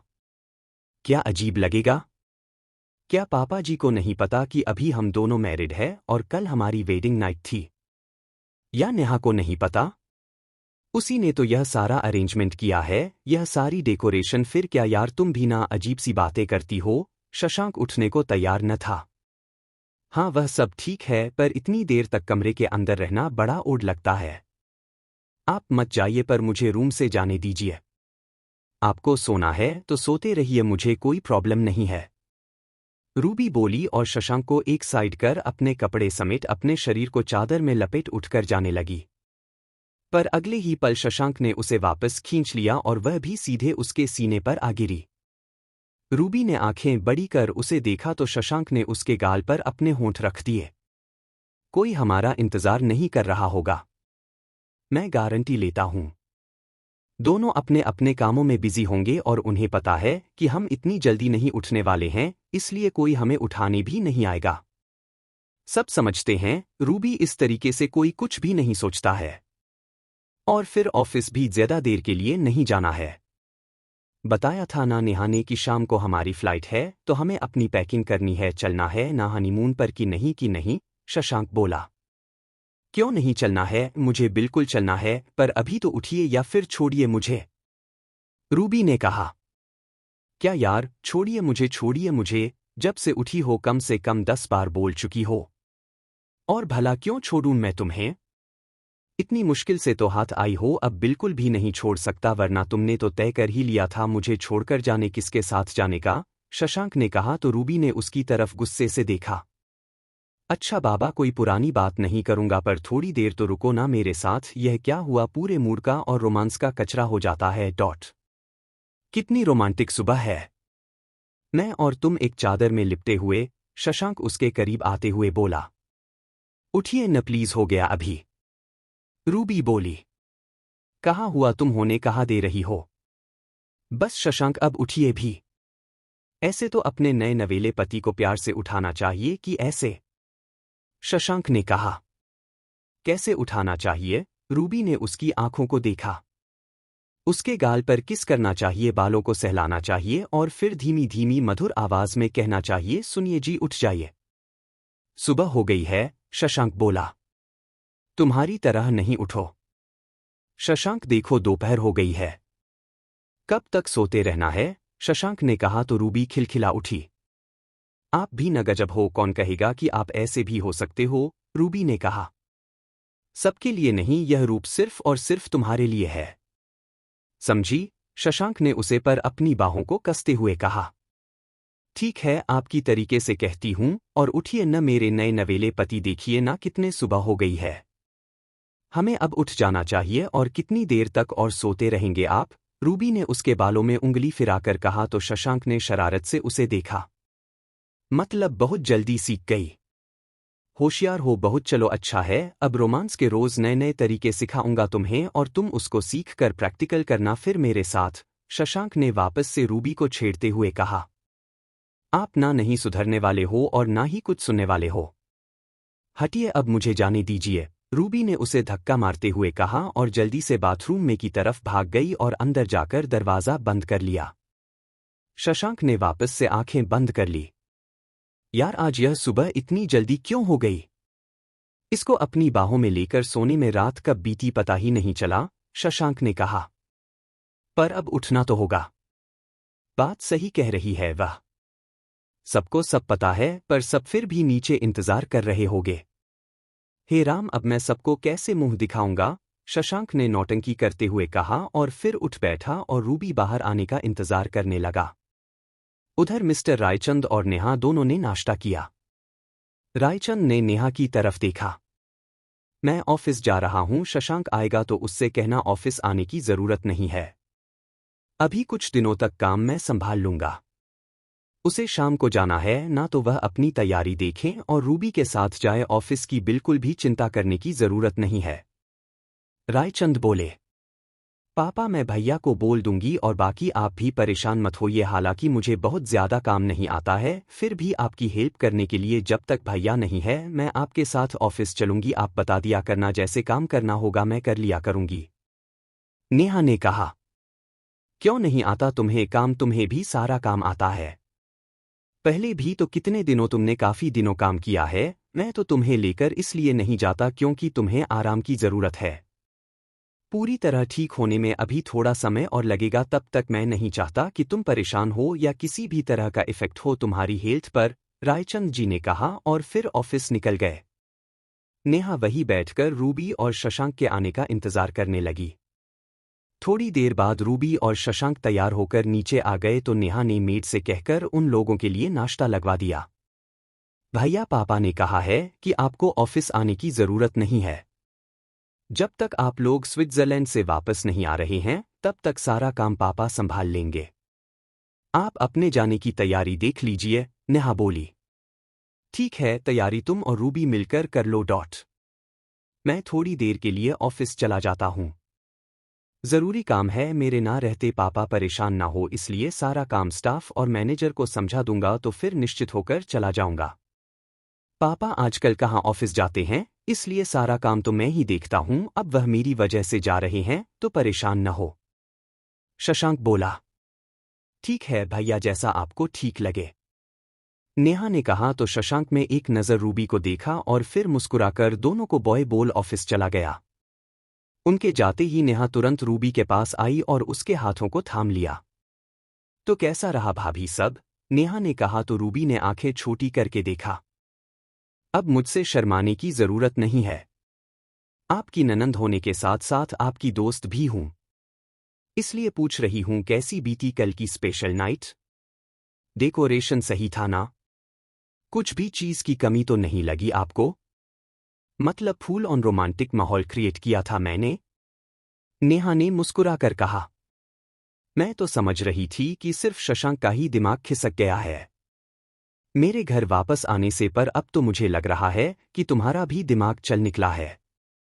वो भी कल से अजीब बातें कर रहे हैं और तुम भी शुरू हो गई। रूबी ने कहा। खुशी ही इतनी बड़ी दी है आपने घर वापस आकर, तो हम दोनों का मानसिक संतुलन डगमगाना तो बनता है ना? नेहा ने हंसकर कहा। तो फिर रूबी भी उसे मुस्कुरा उठी है और फिर दोनों बैठकर बातें करते रहे। रूबी के साथ तो नेहा की अच्छी ट्यूनिंग उसी समय पर हो गई थी जब रूबी यहाँ इस घर में थी और उसके साथ में समय बिताती थी और उसका ध्यान रखती थी। उस समय रूबी अक्सर नेहा से बातचीत करती रहती थी। हालांकि उस समय नेहा जवाब नहीं दे पाती थी, पर वह सुनती सब थी और दोनों के बीच एक मजबूत रिश्ता उस समय पर बन गया था। शाम की फ्लाइट से रूबी और शशांक अपने हनीमून के लिए स्विट्जरलैंड निकल गए। एक हफ्ते बाद आनंद अपने हॉस्पिटल के काम में बिजी था, तो नंदू को बोल दिया था कि वो खाना खाकर आराम करें, आज उसे आने में देर हो जाएगी, इसलिए उसका इंतजार ना करें। नंदिता ने अपना डिनर किया और फिर आराम करने लगी। फिर कुछ सोचकर उसने मिताली को कॉल लगाया। हेलो भाभी, मिताली की आवाज आई। हेलो मिताली, कैसी हो? नंदिता ने पूछा। मैं एकदम बढ़िया हूँ भाभी, आप बताइए आपकी तबीयत कैसी है? मिताली ने पूछा। वहीं बैठे बैठे मेरी तबीयत के बारे में पूछ रही हो? भाभी की जरा भी परवाह नहीं है। आ ही नहीं रही हो मुझसे मिलने के लिए? नंदिता ने शिकायती लहजे में कहा। कैसी बातें करती है भाभी, आपकी बहुत परवाह है मुझे और बहुत याद भी आती है, बस आई ही रही हूं मैं। भैया ने आपको बताया तो था कि मैं पहुंचने वाली हूं जल्दी ही, मिताली बोली। हाँ, और मैं तुम्हारा बेसब्री से इंतजार कर रही हूं। बड़ा ही खाली खाली लगता है घर आजकल। पहले तुम और रूबी दोनों थी तो टाइम कब निकल जाता था पता ही नहीं चलता था। पर रूबी पहले गाजियाबाद चली गई और फिर अपनी ससुराल, और तुम तो न जाने क्यों वहां विदेश में जाकर बैठी हो और वापस आने का सोच ही नहीं, नंदिता ने कहा। भाभी मेरा भी दिल कर रहा है वापस आने का, आपसे मिलने का और आने वाले नन्हे मेहमान को देखने का, मिताली ने कहा। हाँ मिताली, आ जाओ वापस, मुझे भी तुमसे बहुत सारी बातें करनी है और बहुत सारे डिसीजन भी लेने हैं, नंदिता ने कहा। अब भी कोई डिसीजन नहीं होना है भाभी, सारे डिसीजन तो मम्मी ने पहले ही ले लिए है। आपको तो भैया ने सब कुछ बात ही दिया होगा ना? मिताली ने कहा। हाँ, तुम्हारे भैया ने सब कुछ बता दिया है मुझे, पर अभी भी कुछ भी नहीं बिगड़ा है, हम सब कुछ फिर से सही करने की कोशिश करेंगे। बस तुम वापस तो आ जाओ, नंदिता ने कहा। भाभी अब कुछ भी कभी सही नहीं हो सकता, उसकी उम्मीद करना ही बेकार है। इसलिए आप इस बारे में मत सोचिए, और रही बात मेरे आने की, तो सिर्फ और सिर्फ आपके और अपने भतीजे के लिए मैं वापस आ रही हूं। पर आपसे भी यही कहूंगी कि आप किसी बारे में कोई भी चर्चा मत कीजिए, खास तौर पर नितिन का नाम भी मत लीजिएगा आप घर में और मम्मी के सामने। मैं नहीं चाहती कि फिर से तनाव का माहौल हो और मेरे और मम्मी के बीच में किसी भी तरह की कहासुनी और बहस हो और बेवजह ही मम्मी आपसे भी कुछ बोले, मिताली ने कहा। चाची जी मुझसे कुछ भी नहीं कहेंगी, तुम भी बेवजह की टेंशन मत लो। कहा ना मैंने, मैं सब संभाल लूंगी और वही करूंगी जो सही होगा, तुम बस जल्द से जल्द यहाँ आ जाओ, बाकी का जो भी देखना है मैं और आनंद मिलकर देख लेंगे, तुम्हें परेशान होने की जरूरत नहीं है, तुम्हारे भैया भाभी अभी है तुम्हारे लिए, समझी तुम? नंदिता ने मिताली को समझाते हुए कहा। जी भाभी, मिताली बोली और फिर कॉल कट कर दिया। आपको ना जाने क्यों उम्मीद है भाभी के सब सही हो जाएगा, जबकि मैं तो सारी उम्मीद है तो खो चुके हैं, अब तो आंखों में कोई ख्वाब ही नहीं बचे हैं, ऐसा लगता है कि जैसे सब कुछ खत्म हो गया। मिताली ने खुद से ही कहा। इधर नंदिता ने मिताली से कॉल कट करके फोन बिस्तर पर रखा और फिर आंखें बंद कर ली। क्यों तुमने खुद को इस तरीके से सबसे दूर कर लिया है मिताली? एक रिश्ते के खत्म होने से पूरे परिवार को नहीं छोड़ा जाता। हाँ, मैं मानती हूँ कि तकलीफ हुई है तुम्हें, और जो बन पड़ेगा मैं और आनंद तुम्हारे लिए करेंगे, पर यूं अपने परिवार से दूर अकेले रहना भी तो ठीक नहीं है, इसलिए तुम्हें पहले वापस आना ही होगा। उसके बाद तुम्हारे और नितिन के बारे में भी कुछ ना कुछ हम लोग सोचते हैं और जो सही होगा वही करेंगे, नंदिता ने खुद से ही कहा और फिर आंख बंद कर सोने की कोशिश करने लगी। थोड़ी देर में आनंद घर आया और उसे अंदाजा था कि नंदिता सो गई होगी, तो वह बिल्कुल दबे पांव कमरे में आया ताकि नंदिता डिस्टर्ब ना हो। उसने लाइट भी ऑन नहीं की और अपना बैग धीमे रखा और अपने कपड़े निकाल वॉशरूम में चला गया। लौटकर आकर जैसे ही बिस्तर पर लेटा नंदिता ने आंखें खोल दी। डॉक्टर साहब आ गए आप? नंदिता बोली। तुम सो गई थी, मैंने डिस्टर्ब कर दिया क्या तुम्हें? आनंद ने उसके गाल से हाथ लगाकर कहा। नहीं डॉक्टर साहब, आपने मुझे डिस्टर्ब नहीं किया, वह मैं इतनी गहरी नींद में सोई नहीं थी, पता नहीं क्यों बहुत बेचैनी सी हो रही है आज, नंदिता ने कहा तो आनंद ने उसके माथे पर हाथ रखा और फिर उसकी कलाई थाम पल्स चेक करने लगा। कैसा लग रहा है नंदू? आनंद ने कहा। पता नहीं, बहुत ही बेचैनी सी हो रही है, हल्की घबराहट भी हो रही है, पर कुछ अच्छा नहीं लग रहा है डॉक्टर साहब। ऐसा लग रहा है जैसे तबीयत ठीक नहीं है, नंदिता ने कहा। आनंद ने तुरंत बीपी इंस्ट्रूमेंट निकालकर उसका ब्लड प्रेशर चेक किया। ऐसा तो कुछ भी नहीं है नंदू, सब चीज ठीक ही लग रहा है, तुम ज्यादा सोच रही हो।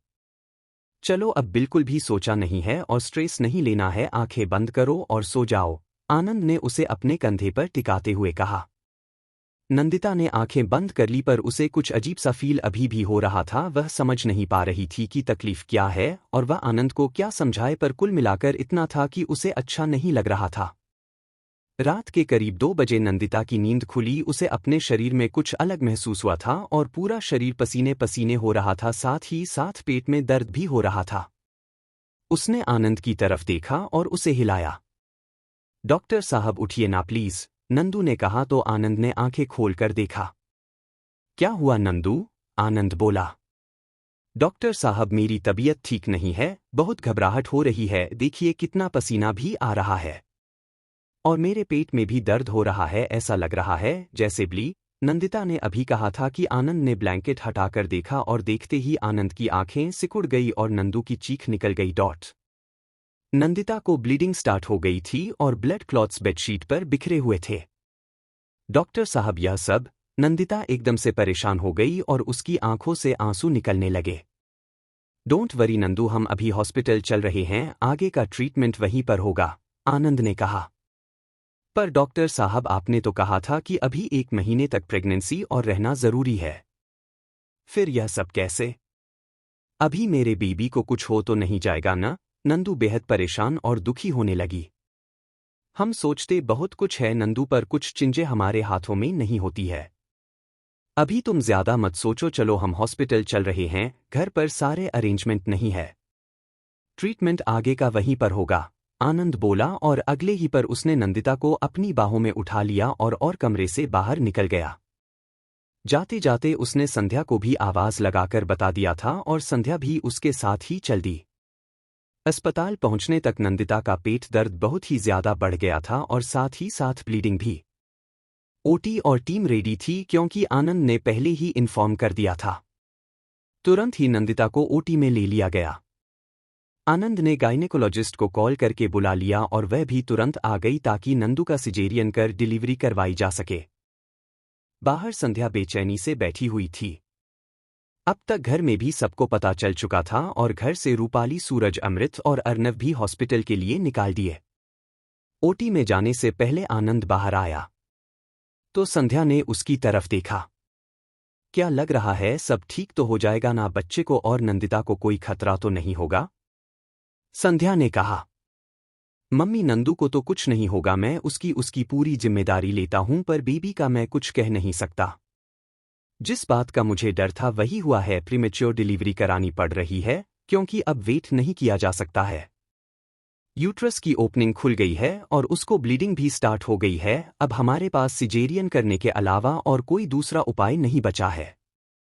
बस भगवान करे कि सब सही हो, आनंद बोला। पर बेटा अभी तो 8 महीने पूरे नहीं हुए हैं, सिर्फ 7 महीने 10 दिन हुए हैं। ऐसे में बच्चा? संध्या ने कहा। प्रीमेच्योर बेबी भी सर्वाइव करते हैं मम्मी, और हम पूरी कोशिश करेंगे कि बच्चे को कुछ ना हो। बाकी देखते हैं आगे, अभी मैं भी कुछ नहीं समझ पा रहा हूं, आनंद ने कहा और ओटी के अंदर चला गया। डॉक्टर प्लीज सिजेरियन की तैयारी कीजिए, हम इस समय कोई भी रिस्क नहीं ले सकते, आनंद ने गायनेकोलॉजिस्ट से कहा। डॉक्टर आनंद, सिजेरियन तो अब पॉसिबल नहीं है, गायनेकोलॉजिस्ट बोली। व्हाट? आनंद ने कहा। जी डॉक्टर, नॉर्मल डिलीवरी की प्रोसेस स्टार्ट हो चुकी है और बेबी काफी हद तक नीचे आ चुका है, अब हमें नॉर्मल डिलीवरी ही करनी पड़ेगी, डॉक्टर बोली। डॉक्टर समझने की कोशिश कीजिए, यह प्रीमेच्योर डिलीवरी है। बेबी ऑलरेडी वीक है, वह कैसे पुश कर पाएगा और नॉर्मल डिलीवरी का प्रेशर बियर नहीं कर पाएगा, और फिर नंदिता की कंडीशन भी ऐसी नहीं है कि वो पैन बियर कर पाए। पिछले लगभग 2 महीने से बिस्तर पर है, वह उसका मेजर ऑपरेशन हुआ था। उसके अंदर बिल्कुल भी ताकत नहीं है, वह कैसे नॉर्मल डिलीवरी का 4 पैन बियर कर पाएगी, आनंद ने कहा। जो भी हो डॉक्टर आनंद, पर हम अब सिजेरियन नहीं कर सकते, समझ रहे हो ना आप?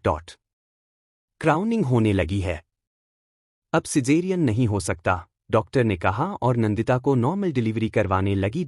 एल फिर आनंद भी वहीं मौजूद था। दर्द के कारण नंदिता की हालत खराब थी, पर उससे ज्यादा भी उसके मन में इस बात की टेंशन थी कि कहीं उसके बच्चे को कुछ ना हो।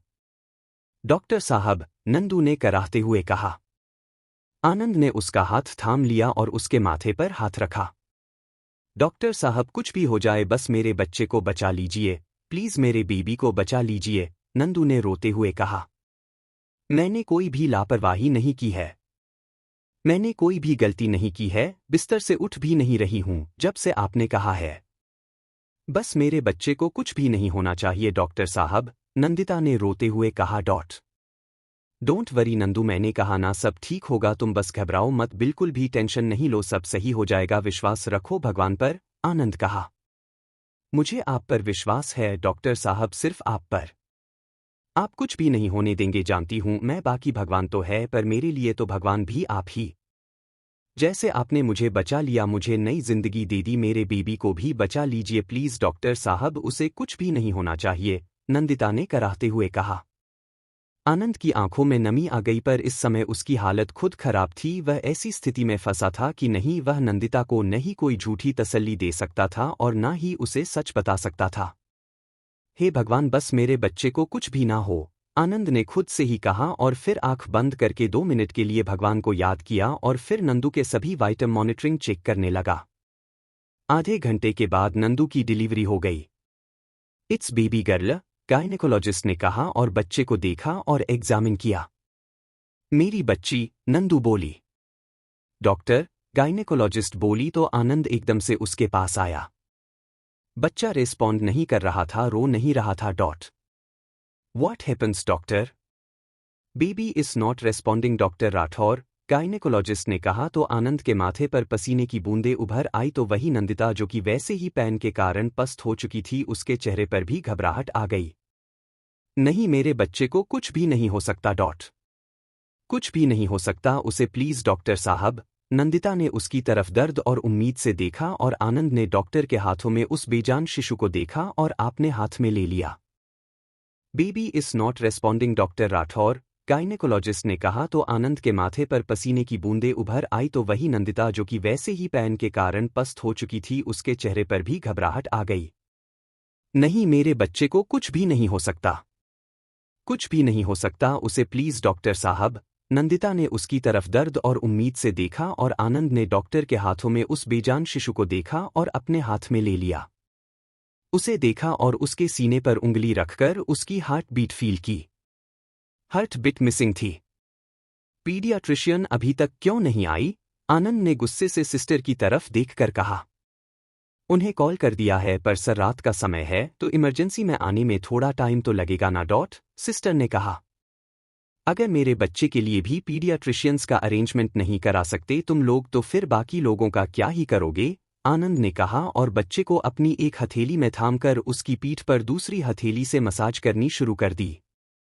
नंदिता घबराई सी हालत में उसे देख रही थी और उसके आंसू लगातार निकलते जा रहे थे तो वही गायनेकोलॉजिस्ट नंदिता की पोस्ट डिलीवरी मैनेजमेंट करने में लगी हुई थी। Breath breath, please take a breath, Anand ने कहा और बच्चे को लगातार पीठ पर मसाज देता रहा। जब अब भी बच्चे की धड़कन न लौटी तो आनंद ने उसे ट्रे में सीधा लिटाया, सक्शन ट्यूब से उसके एयरवेज क्लीन किए और उसके सीने पर उंगली रख 2-3 बार प्रेस किया।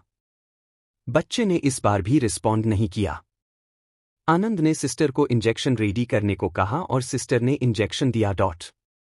आनंद ने तुरंत बच्चे को इंजेक्शन लगाया। नंदिता बस देखे जा रही थी और उसकी आंखों से आंसू निकल रहे थे। उसे समझ नहीं आ रहा था कि क्या हो रहा है। आनंद ने बेबी को अपने कंधे पर वापस टिका लिया और उसकी पीठ पर लगातार मसाज करता रहा, तो वही बार बार उसके चेस्ट को भी प्रेस कर रहा था ताकि उसका हार्ट रिस्पॉन्स करने लगे। Please God save her, please save my baby, please, Anand ने कहा और हल्के नीले होते बेबी के फेस को देखा और उसे वापस से हथेली पर उल्टा लिटा उसकी पीठ पर थपक के मसाज करने लगा। उसके भी हाथ कांप रहे थे और आंखों में आंसू भर आए। Please baby don't go, take breathe baby, breathe, please please try to breathe, Anand ने कहा और 5-7 मिनट की लगातार मेहनत के बाद अचानक से बच्चे ने रोना शुरू कर दिया। उसके नीले होते चेहरे पर दौड़ते खून की लालिमा आ गई। पीठ भी उसकी लाल हो गई और दिल ने धड़कना शुरू कर दिया। आनंद की आंखों से आंसू निकलने लगे तो वही नंदिता के चेहरे पर हल्की सी मुस्कान आ गई और आंखों के आंसू को पोंछ उसने भगवान को याद किया और फिर वही निढाल हो गई। पीडियाट्रिशियन इतनी देर में वहां आ पहुंच चुकी थी तो उसने बच्चे को ले लिया और उसके एग्जामिन करने लगी।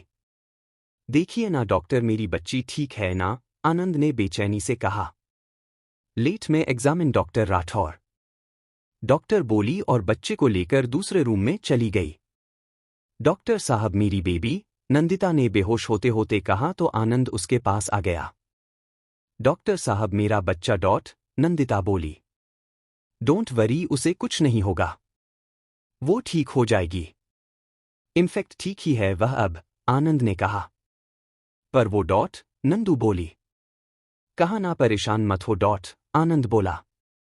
उसे कुछ हो गया तो मैं, नंदिता ने अभी इतना ही कहा था और बेहोश हो गई, क्योंकि इतना उसके अंदर भी इतनी ताकत नहीं थी। ऑलरेडी वो वीक थी, उसके बाद बेड रेस्ट पर थी, फिर लेबर पेन की थकान। डॉक्टर नंदिता, आनंद ने गायनेकोलॉजिस्ट की तरफ देखकर कहा। Don't worry Rathore sir, post labour की थकान है, उन्हें जरूरत है आराम की।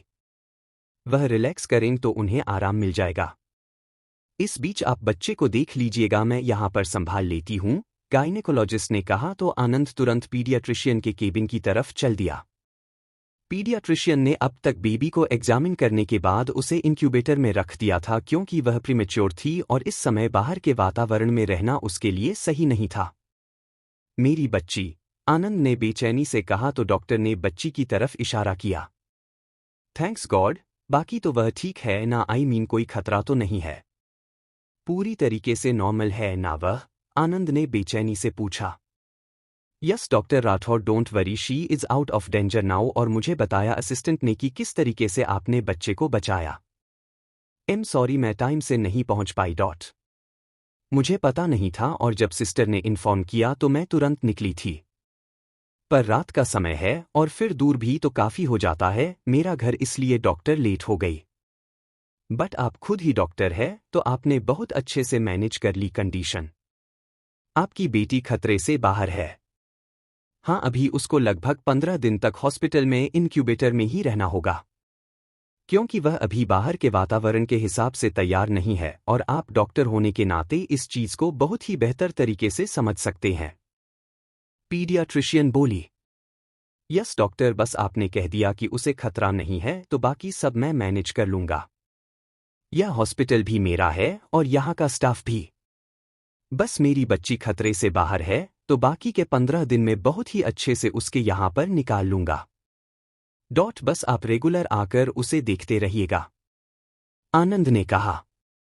डोंट वरी डॉक्टर राठौर, मैं रेगुलर आऊंगी और आज भी मैं टाइम से ही निकली थी, पर मुझे पहले तो पता नहीं था, अचानक से सिस्टर का फोन आया, उस समय गहरी नींद में थी, फिर भी उठी और तुरंत निकालकर आई, पर आप समझ सकते हैं रात का समय और डिस्टेंस काफी है यहां पहुंचने में, इसलिए मुझे थोड़ा टाइम लग गया। सॉरी वंस अगेन डॉक्टर बोली। इट्स ओके डॉक्टर, बस मेरी बच्ची सही रहे और मुझे कोई प्रॉब्लम नहीं है, आनंद ने कहा। और आपकी वाइफ वह ठीक है अब? उन्हें बता दिया आपने कि बच्ची अब ठीक है? डॉक्टर ने कहा। जी डॉक्टर, वह अभी बेहोश हो गई है, एक्चुअली में वह ऑलरेडी बहुत ही ज्यादा वीक है। एक मेजर ऑपरेशन से गुजरी है और उसके बाद अभी कंप्लीट बेड रेस्ट पर थी और फिर नॉर्मल डिलीवरी का पेन तो वह ज्यादा एक्सजास्ट हो गई थी। डॉक्टर ने उन्हें इंजेक्शन दे दिया है तो अभी रिलैक्स कर रही है, आनंद ने कहा। बस फिर आप टेंशन मत लीजिए, बच्ची भी आपकी पूरी तरीके से ठीक है और बाकी मैं आकर यहाँ पर उसको एग्जामिन कर लूंगी रोज। जो भी वैक्सीनेशन वगैरह की बात होगी वह भी मैनेज कर लूंगी। अब मुझे इजाजत दीजिएगा, पीडियाट्रिशियन बोली और उठ खड़ी हुई।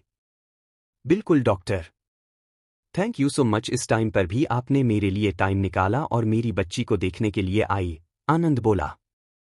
थैंक्स किस बात का? ड्यूटी है ये हमारी। और फिर हम डॉक्टर हैं, हमारे लिए क्या दिन क्या रात, बस आप ध्यान रखिए अपने बच्चे का और अपनी वाइफ का। मिलते हैं कल मॉर्निंग में, डॉक्टर ने कहा और फिर वहां से चली गई। डॉक्टर के जाने के बाद आनंद ने अपनी बच्ची को देखा जो कि गर्माहट मिलने के बाद सुकून की नींद सो रही थी। चेहरे की लालिमा थोड़ी कम हो गई थी और अब चेहरा एकदम गुलाबी हो गया था, नंदू की तरह। आनंद ने धीमे से उसके ऊपर हाथ लगाया तो वह हल्का सा कुनमुना उठी। मेरी बच्ची, आनंद बोला और फिर सिस्टर को देखा। डोंट वरी सर, यह बच्ची हमारी प्राइम प्रायोरिटी है। अभी मैं ड्यूटी पर हूं, तब तक मैं देखूंगी और जैसे ही दूसरी सिस्टर आएगी मैं उन्हें भी समझा दूंगी, आप बिल्कुल टेंशन मत लीजिए, सिस्टर ने कहा। ठीक है, मैं नंदिता को देखकर आता हूं, आनंद ने कहा और फिर बाहर निकल गया। संध्या बाहर बैठी हुई थी, उसे अब तक कोई खबर नहीं थी। घर के बाकी लोग सूरज, अमृत, रूपाली और अर्नव भी आ चुके थे पर किसी को भी अंदर क्या हुआ है इसके बारे में खबर नहीं थी। बच्चे की टेंशन में आनंद किसी को भी बताना ही भूल गया। बाहर आकर आनंद ने सबको देखा तो उसको होश आया। अरे मम्मी, वह कंडीशन क्रिटिकल हो गई थी तो आपके पास ही नहीं आ पाया, आनंद ने कहा। पर हुआ क्या? नंदिता ठीक है और बच्चा? संध्या ने परेशानी से कहा। दोनों ठीक है। नंदू ठीक है, बेहोश है, थोड़ी देर में उसे वार्ड में शिफ्ट कर देंगे तो आप लोग उसके पास रुक जाएगा। बाकी बेबी कमजोर है तो उसे अभी इंक्यूबेटर में रखा है। आपको मैं अभी थोड़ी देर बाद ले चलूंगा, आप लोग देख लीजिएगा, आनंद बोला और फिर उसने संध्या और बाकी लोगों को सारी बातें बताई। भगवान का लाख लाख शुक्र है कि नंदू ठीक है और बच्ची भी, सूरज बोले। हाँ भैया, और क्या चाहिए, बाकी उसे स्ट्रांग तो हम फिर बना ही लेंगे, अमृत बोले। हाँ क्यों नहीं, मैं हूं ना, उसे एकदम स्ट्रांग बना दूंगा, बिल्कुल आनंद भैया की तरह, अर्नव ने कहा तो आनंद ने उसकी तरफ देखा और फिर तुरंत ही नजर हटा ली। अर्नव तुरंत आनंद के सामने आकर खड़ा हो गया। प्लीज भैया, आज इतनी बड़ी खुशी मिली है हमें। इसी खुशी के मौके पर क्या मुझे आपकी माफी नहीं मिल सकती? मैंने आपको हर्ट किया है, आपका दिल दुखाया है, पर प्लीज भैया एक बार माफ कर दीजिए। दोबारा ऐसा कभी नहीं होगा, अर्नव ने आनंद के आगे हाथ जोड़ लिए। आनंद को नंदिता की कही बातें याद आ गई कि अर्नव को माफ कर दो और एक मौका दे दो। इस तरीके से नाराज रहोगे तो कैसे चलेगा? आनंद ने अर्नव के हाथों को थाम लिया और फिर उसे अपने गले से लगा लिया। बहुत विश्वास करता हूं तुम पर, अब कभी भी ऐसा कुछ मत करना प्लीज अर्नव, की मेरा विश्वास टूटे। खुद से भी ज्यादा तुम पर विश्वास किया है मैंने, आनंद ने कहा। जी भैया, मैं वादा करता हूं अब कभी भी गलती नहीं होगी मुझसे और ऐसा कुछ भी नहीं करूंगा जो आपको तकलीफ दे। आपने जो मुझ पर विश्वास दिखाया है वह विश्वास हमेशा रहेगा और थैंक यू भैया मुझे माफ करने के लिए, अर्नव खशी से बोला। तुम्हें माफी सिर्फ और सिर्फ तुम्हारी भतीजी के आने की खुशी में मिली है, मैं नहीं चाहता कि इस समय कोई भी स्ट्रेस रहे घर में और फिर इतनी बड़ी खुशी की बात है, अब मैं किसी भी तरीके का मन में कुछ भी नहीं रखना चाहता, आनंद बोला। घर पर सब लोगों को बता देते हैं, बाकी लोग भी परेशान हो रहे होंगे, संध्या बोली और फिर उसने फोन करके घर में सबको नंदिता और बच्चे के बारे में बता दिया। उन लोगों के बारे में सुनकर पूरे परिवार में खुशी की लहर दौड़ गई। चलो अब हम लोगों को बच्चे से तो मिलवा दो, कब से उसे देखने के लिए इंतजार कर रहे हैं। तुमने तो देख लिया तो तुम्हें कोई फर्क पड़ता, पर हम लोगों का सोचो थोड़ा बहुत, सूरज ने कहा तो आनंद मुस्कुरा उठा। सही तो कह रहे हैं भैया। तुमने देख लिया और तुमको तसल्ली हो गई और हम तो यहाँ पर 2 घंटे से इंतजार में खड़े हैं कि हमको अब देखने को मिलेगी, अभी देखने को मिलेगी। पर तुम हो कि मौका ही नहीं दे रहे हो। समझो आनंद, हमारा भी हक बनता है उस पर। इस तरीके का बिहेवियर बिल्कुल भी एक्सेप्टेबल नहीं होगा। अमृत बोले तो आनंद ने आंखें बड़ी करके देखा। मैंने क्या किया ऐसा? आनंद बोला। यही कि अपना बच्चा आ गया तो तुम हम लोगों को भूल गए और अपने बच्चे पर अकेले अधिकार जमा लिया। उसे खुद गोद में ले लिया, खुद उसे देख लिया, और हम लोग जो लाइन में खड़े हैं, हम लोगों को ना ही उसे देखने दे रहे हो और ना ही उसे गोद में लेने दे रहा। अमृत ने कहा। गोद में लेने का मौका नहीं मिलेगा, कम से कम 1 हफ्ते तो बिल्कुल भी नहीं। हाँ, आप लोग आ सकते हो छुटकी के पास, आनंद बोला और सबको बेबी के पास ले गया। सब लोगों ने बच्चे को दूर से ही देखा और वहीं से उसे आशीर्वाद दिया। अब तक नंदिता को भी वार्ड में शिफ्ट कर दिया गया था, तो फिर सब लोग आकर नंदिता के पास बैठ गए। नंदू अभी भी बेहोश थी। नंदिता को सुपर डिलेक्स रूम में शिफ्ट कर दिया गया। फैमिली के लोग और आनंद वहीं बैठकर उसके होश में आने का इंतजार करने लगे। अर्नव, तुम पापा जी और चाचू को घर लेकर जाओ। बहुत देर हो गई है यहां रुके हुए। घर जाकर रेस्ट कर लेंगे, आनंद ने कहा। नहीं बेटा, हम नंदिता से मिलने के बाद ही जाएंगे, सूरज ने कहा। ठीक है, तो फिर आपके लिए कॉफी और ब्रेकफास्ट मंगा देता हूं। वैसे भी सुबह हो गई है और आप लोग रात से यहां पर हो, आनंद ने कहा। अरे तुम परेशान मत हो, तुम यहां नंदिता के पास बैठो, हम लोग कैंटीन में जाकर कॉफी पी कर आते हैं।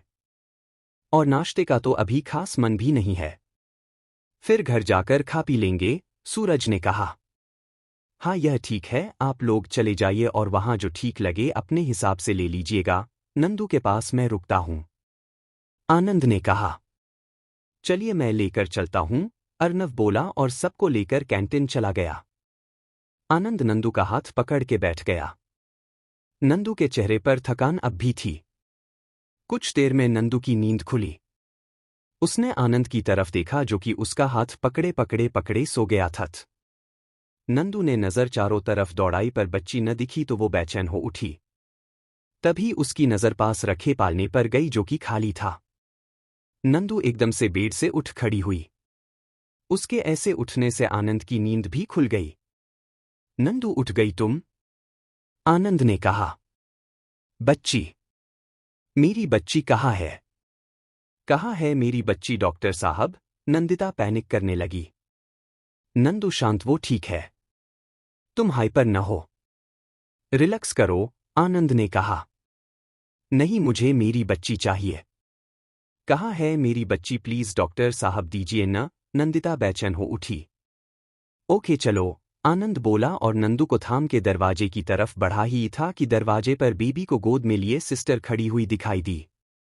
आनंद ने सिस्टर की तरफ देखा। सर वहकर पीडियाट्रिशियन मैडम का कॉल आया था। उन्होंने कहा कि अगर नंदिता मैडम की नींद खुल गई हो तो बच्चे को टाइम टू टाइम फीड कराना होगा और बेहतर होगा कि अब यह मदर फीड ले। अभी तो 2 बार मैंने इसे पाउडर वाला दूध पिला दिया था, पर मैडम का कहना है कि अब नंदिता मैडम को कोशिश करनी चाहिए बच्ची को फीड कराने की, सिस्टर ने कहा। तो नंदिता ने भरी आंखों से उसे बच्ची की तरफ देखा जो कि सिस्टर की गोद में हाथ पैर हिला रही थी और हल्की हल्की आवाज में रो रही थी।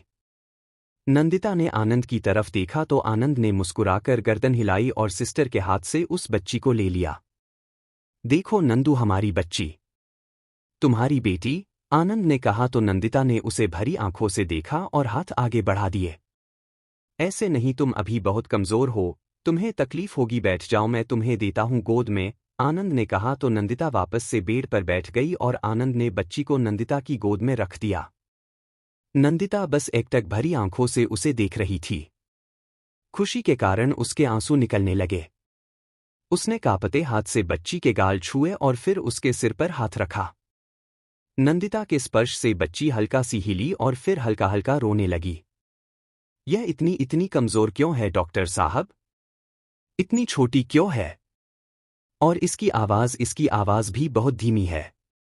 नॉर्मल बच्चे से, नंदिता ने कहा। आनंद ने नंदिता के सिर पर हाथ रखा। घबराओ मत, वह ठीक है। प्री मैच्योर है तो वेट भी उसका कम है और कमजोर है। इसीलिए तो उसे इंक्यूबेटर में रखा गया है। 15 दिन उसे अभी अस्पताल में ही रहना होगा मशीनों के साथ, जिससे कि वह बाहर के वातावरण में रहने के लायक हो जाए, और जैसे ही वह नॉर्मल हो जाएगी हम उसे लेकर घर चलेंगे। और वह पूरी तरीके से ठीक है, कोई भी परेशानी नहीं है उसे, आनंद ने कहा तो नंदिता ने गर्दन हिलाई। मैडम बच्ची को फीड कराइए, सिस्टर बोली तो नंदिता ने आनंद की तरफ देखा और फिर सिस्टर को। सिस्टर आप हेल्प कर दीजिए उसको समझ में नहीं आ रहा है, और वैसे भी फर्स्ट बेबी है अभी, आनंद बोला और कमरे में एक साइड हो गया। सिस्टर ने आकर नंदिता की मदद की तो नंदिता ने बच्ची को अपने सीने से लगा लिया और उसे फीड कराने लगी। अपनी माँ के सीने की गर्माहट और उसके शरीर से दूध रूपी अमृत मिलते ही बच्ची ने रोना बंद कर दिया और वह दूध पीने लगी। कुछ देर तक फीड करके बच्ची वापस से सो गई, पर नंदिता का उसे सिस्टर को देने का मन नहीं कर रहा था। सिस्टर इंतजार में खड़ी थी कि कब नंदिता बच्ची को उसे दे, पर नंदिता बस उसे देखे जा रही थी। कभी उसकी छोटी छोटी उंगलियों को देखती तो कभी उसके गुलाबी से छोटे से चेहरे को, कभी उसके सिर पर हाथ फिराती जिस पर अभी बहुत ही हल्के हल्के रोएं जैसे बाल आए थे, तो कभी उसकी बंद आंखों को देखती जिसकी पलकों पर भी अभी तक बाल नहीं आए थे। इस पल को महसूस करके नंदिता कितनी खुशी महसूस कर रही थी, इस बात को कोई भी नहीं समझ सकता था। उसे इस बात का एहसास ही नहीं था कि घर के बाकी लोग कमरे में आ चुके हैं और नंदिता और बेबी को एकटक देख रहे हैं। शायद इससे खूबसूरत दृश्य कोई हो ही नहीं सकता था, जहां एक माँ अपने बच्चे को गोद में लिए थी और प्यार से उसे निहार रही थी। उसके शरीर के एक एक हिस्से का इस तरीके से निरीक्षण कर रही थी और इस तरीके से अपने दिल में बसा रही थी जैसे इससे खूबसूरत और इससे जरूरी कुछ हो ही नहीं सकता। मैं अब बच्चे को ले जाती हूं, सिस्टर ने कहा, पर नंदिता ने कोई जवाब नहीं दिया। उसकी बात को अनसुना कर दिया। मैं इसको ले जाऊं अब, सिस्टर ने दोबारा कहा तो नंदिता ने गर्दन हिला दी और कुछ देर और रुकने का इशारा किया। पर बच्ची का इतनी देर तक बाहर रहना ठीक नहीं था, तो सिस्टर ने आनंद की तरफ देखा। आनंद नंदू के पास आया और उसके कंधे पर हाथ रखा। नंदू तुम्हारी बच्ची है, उसे तुम्हारे पास ही रहना हमेशा। बस अभी उसको बाहर नहीं रख सकते वरना उसको इन्फेक्शन हो जाएगा, और दूसरा वह अभी कमजोर है, बाहर की ठंडक बर्दाश्त नहीं कर पाएगी, इसलिए उसे इंक्यूबेटर में रखना होगा। नंदू तुम्हारी बच्ची है, उसे तुम्हारे पास ही रहना हमेशा। बस अभी उसको बाहर नहीं रख सकते वरना उसको इन्फेक्शन हो जाएगा, और दूसरा वह अभी कमजोर है, बाहर की ठंडक बर्दाश्त नहीं कर पाएगी, इसलिए उसे इंक्यूबेटर में रखना होगा। पर डॉक्टर साहब मेरा मन कर रहा है इसको अपने पास रखने का। मेरी बच्ची है ये, इसे मैं क्यों नहीं रख सकती ना, नंदू भावुक होकर बोली। तभी संध्या उसके पास आई और उसने नंदू के सिर पर हाथ रखा।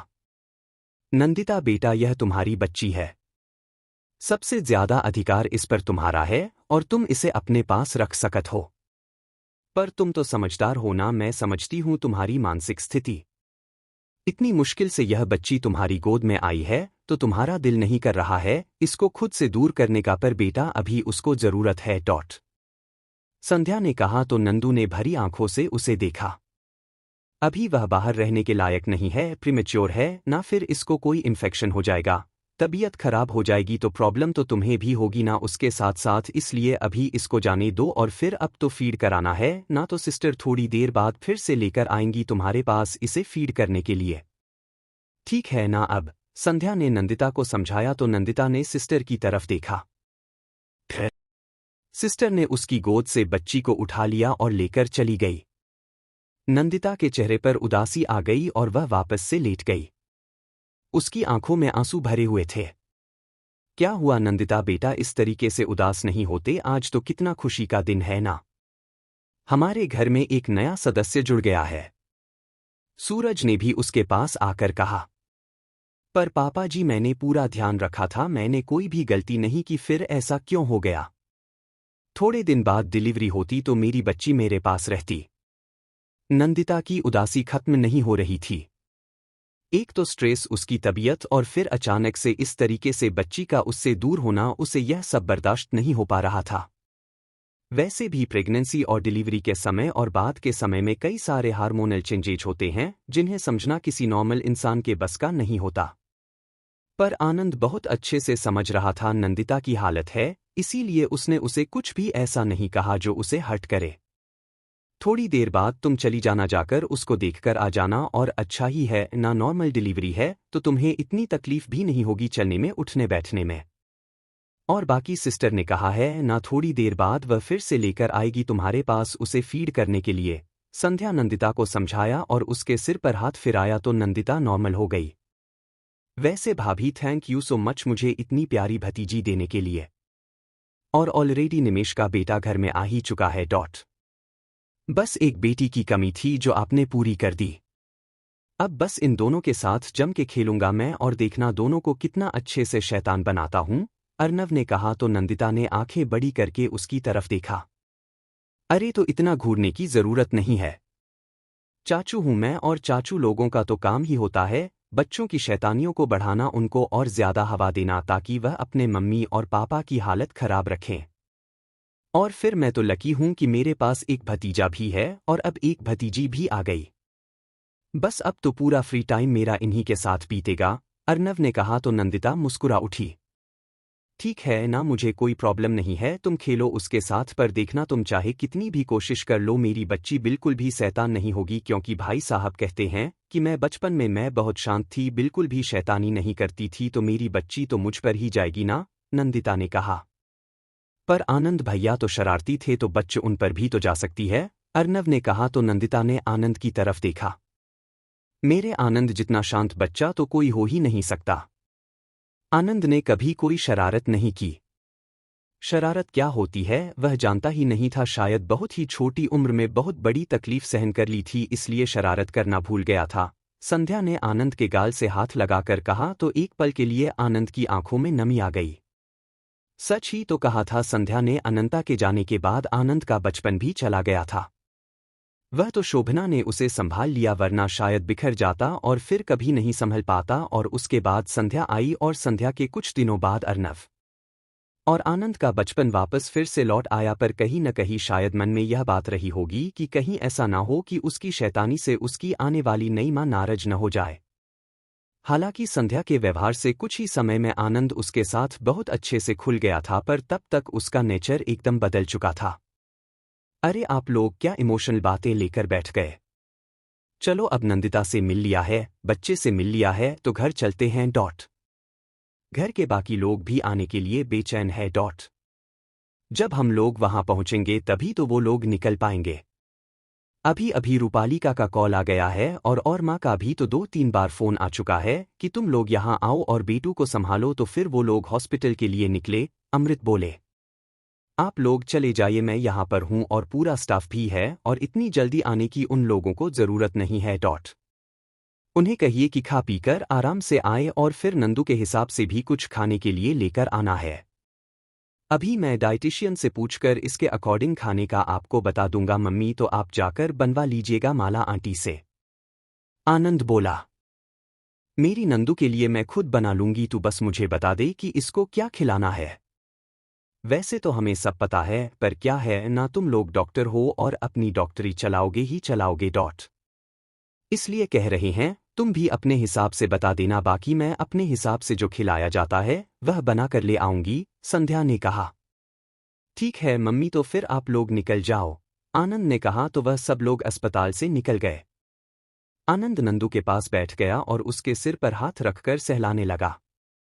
नंदिता ने आनंद की तरफ देखा और फिर उसकी गोद में सिर रख लिया। कितनी प्यारी है ना हमारी बच्ची डॉक्टर साहब। कितनी सॉफ्ट है, बस मुझे यह लग रहा है कि थोड़ा सा टाइम हो जाता तो वह हेल्दी होती। कितने कमजोर भी तो है वह अभी, नंदिता ने कहा। डोंट वरी नंदू, मैंने कहा ना 15 दिन की बात है, 15 दिन में वह एकदम सही हो जाएगी और फिर हम उसे घर लेकर चलेंगे। ठीक है, और इतना मत सोचो, इस समय तुम्हें आराम की जरूरत है, आंखें बंद करो और सोने की कोशिश करो। क्यों परेशान हो रही हो और क्यों स्ट्रेस ले रही हो, आनंद ने कहा। पर मुझे उसके बिना नींद भी तो नहीं आएगी ना, नंदू बोली तो आनंद ने आंखें छोटी कर उसे देखा।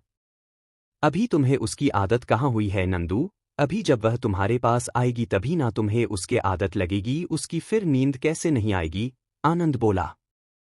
पर वह पिछले 7.5 महीने से मेरे साथ ही तो थी, नंदिता ने अपने पेट पर हाथ रखकर कहा तो आनंद मुस्कुरा उठा।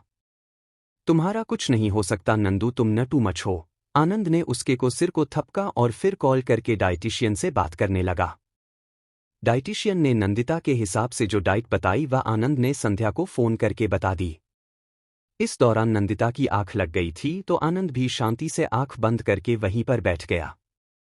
वैसे भी वह भी रात का थका हुआ था तो थोड़ी देर में उसकी भी नींद लग गई। हर 1 घंटे बाद सिस्टर बच्चे को लेकर आती और नंदिता के पास कुछ देर छोड़ती ताकि वह उसे फीड करा सके और नंदिता को अब इतने से ही सुकून मिलने लगा था। अब उसे समझ में आ गया था कि उसकी बेटी का अभी उसके पास रहने से ज्यादा जरूरी है स्वस्थ और सुरक्षित रहना। इसलिए उसके बाद उसने फिर एक बार भी जिद नहीं की बच्ची को अपने पास रखने की। दोपहर से पहले रूपाली, शोभना, सिमरन और निमेश हॉस्पिटल आ गए थे नंदिता और आनंद के लिए खाना लेकर।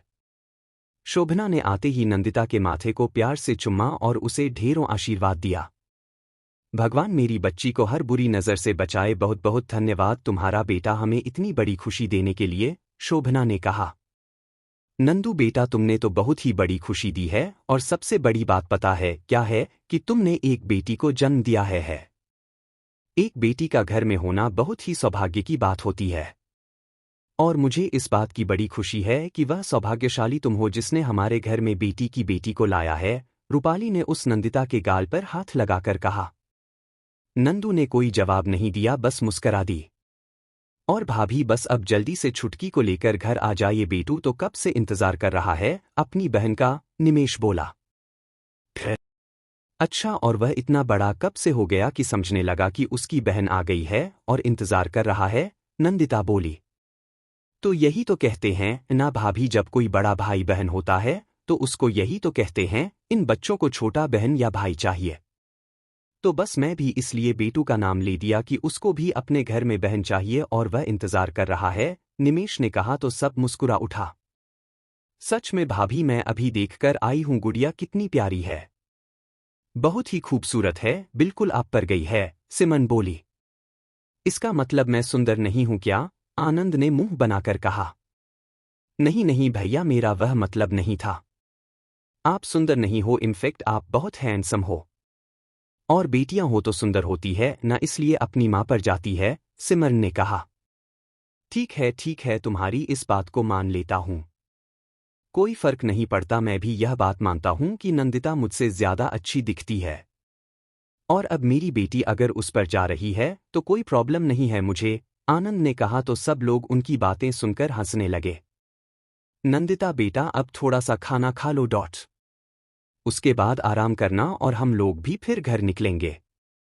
तुम्हें भी ज्यादा देर तक बैठना नहीं है, रूपाली ने कहा और फिर नंदिता को घर से लाया उसके हिसाब का खाना खिलाया। इस बीच आनंद ने भी लंच कर लिया। हम लोग करते हैं घर पर तैयारियां कर लेंगे। नंदिता की छुट्टी तो कल हो जाएगी ना, रूपाली बोली। हाँ चाची, नंदिता की छुट्टी कल हो जाएगी और कल वो घर आ जाएगी, पर बेबी को अभी यहीं पर रहना होगा, आनंद ने कहा। मैं भी तब तक घर नहीं जाऊंगी जब तक मेरी बच्ची मेरे साथ नहीं जाएगी। मैं घर उसे लेकर ही जाऊंगी, नंदिता ने कहा तो आनंद ने आंखें छोटी करके उसकी तरफ देखा। प्लीज डॉक्टर साहब, हमारा हॉस्पिटल है, मतलब आपका हॉस्पिटल। क्या मुझे यहाँ एक रूम नहीं मिल सकता?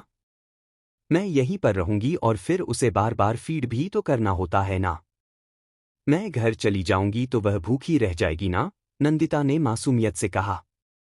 नंदिता, तुम यहीं पर रहोगी, ठीक? जब तक कि बच्ची घर आने की हालत में नहीं हो जाती, तुम्हारी जरूरत का सारा सामान मैं संध्या से कहकर यहाँ भिजवा दूंगी और तुम आराम से रहो। हमारा खुद का हॉस्पिटल है तो क्या एक कमरा मेरी बहू के लिए नहीं हो सकता है इसमें? शोभना ने आनंद की तरफ देखकर कहा तो आनंद ने अपना सिर पीट लिया। आप लोगों का कुछ नहीं हो सकता, यह पूरा हॉस्पिटल आपका है।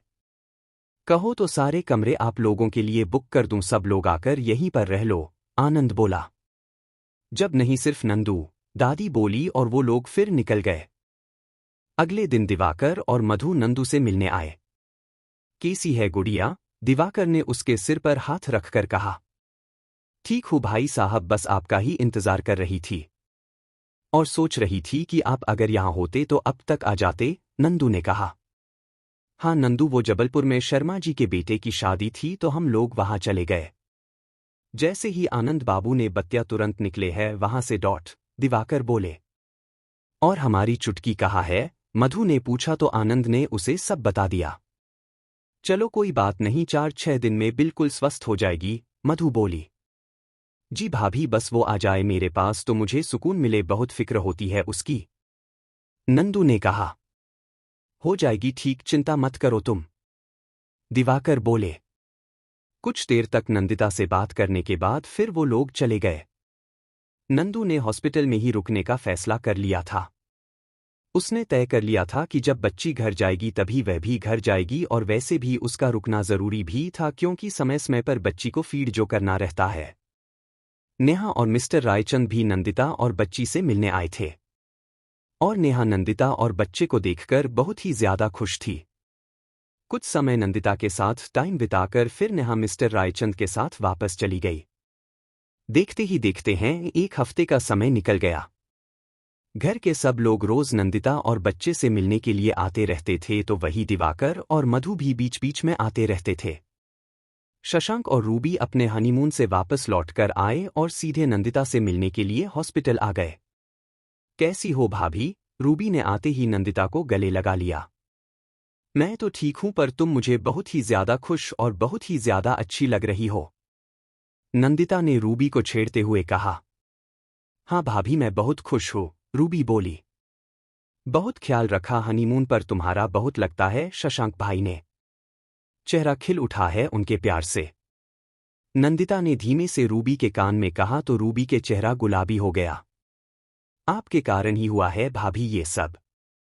आपने ही तो समझाया और सही बात बताई मुझे, इसीलिए तो मैं अपना और शशांक का रिश्ता संभालने में कामयाब हो सकी, वरना मैंने तो तय कर ही लिया था सब कुछ खत्म करने का, रूबी बोली।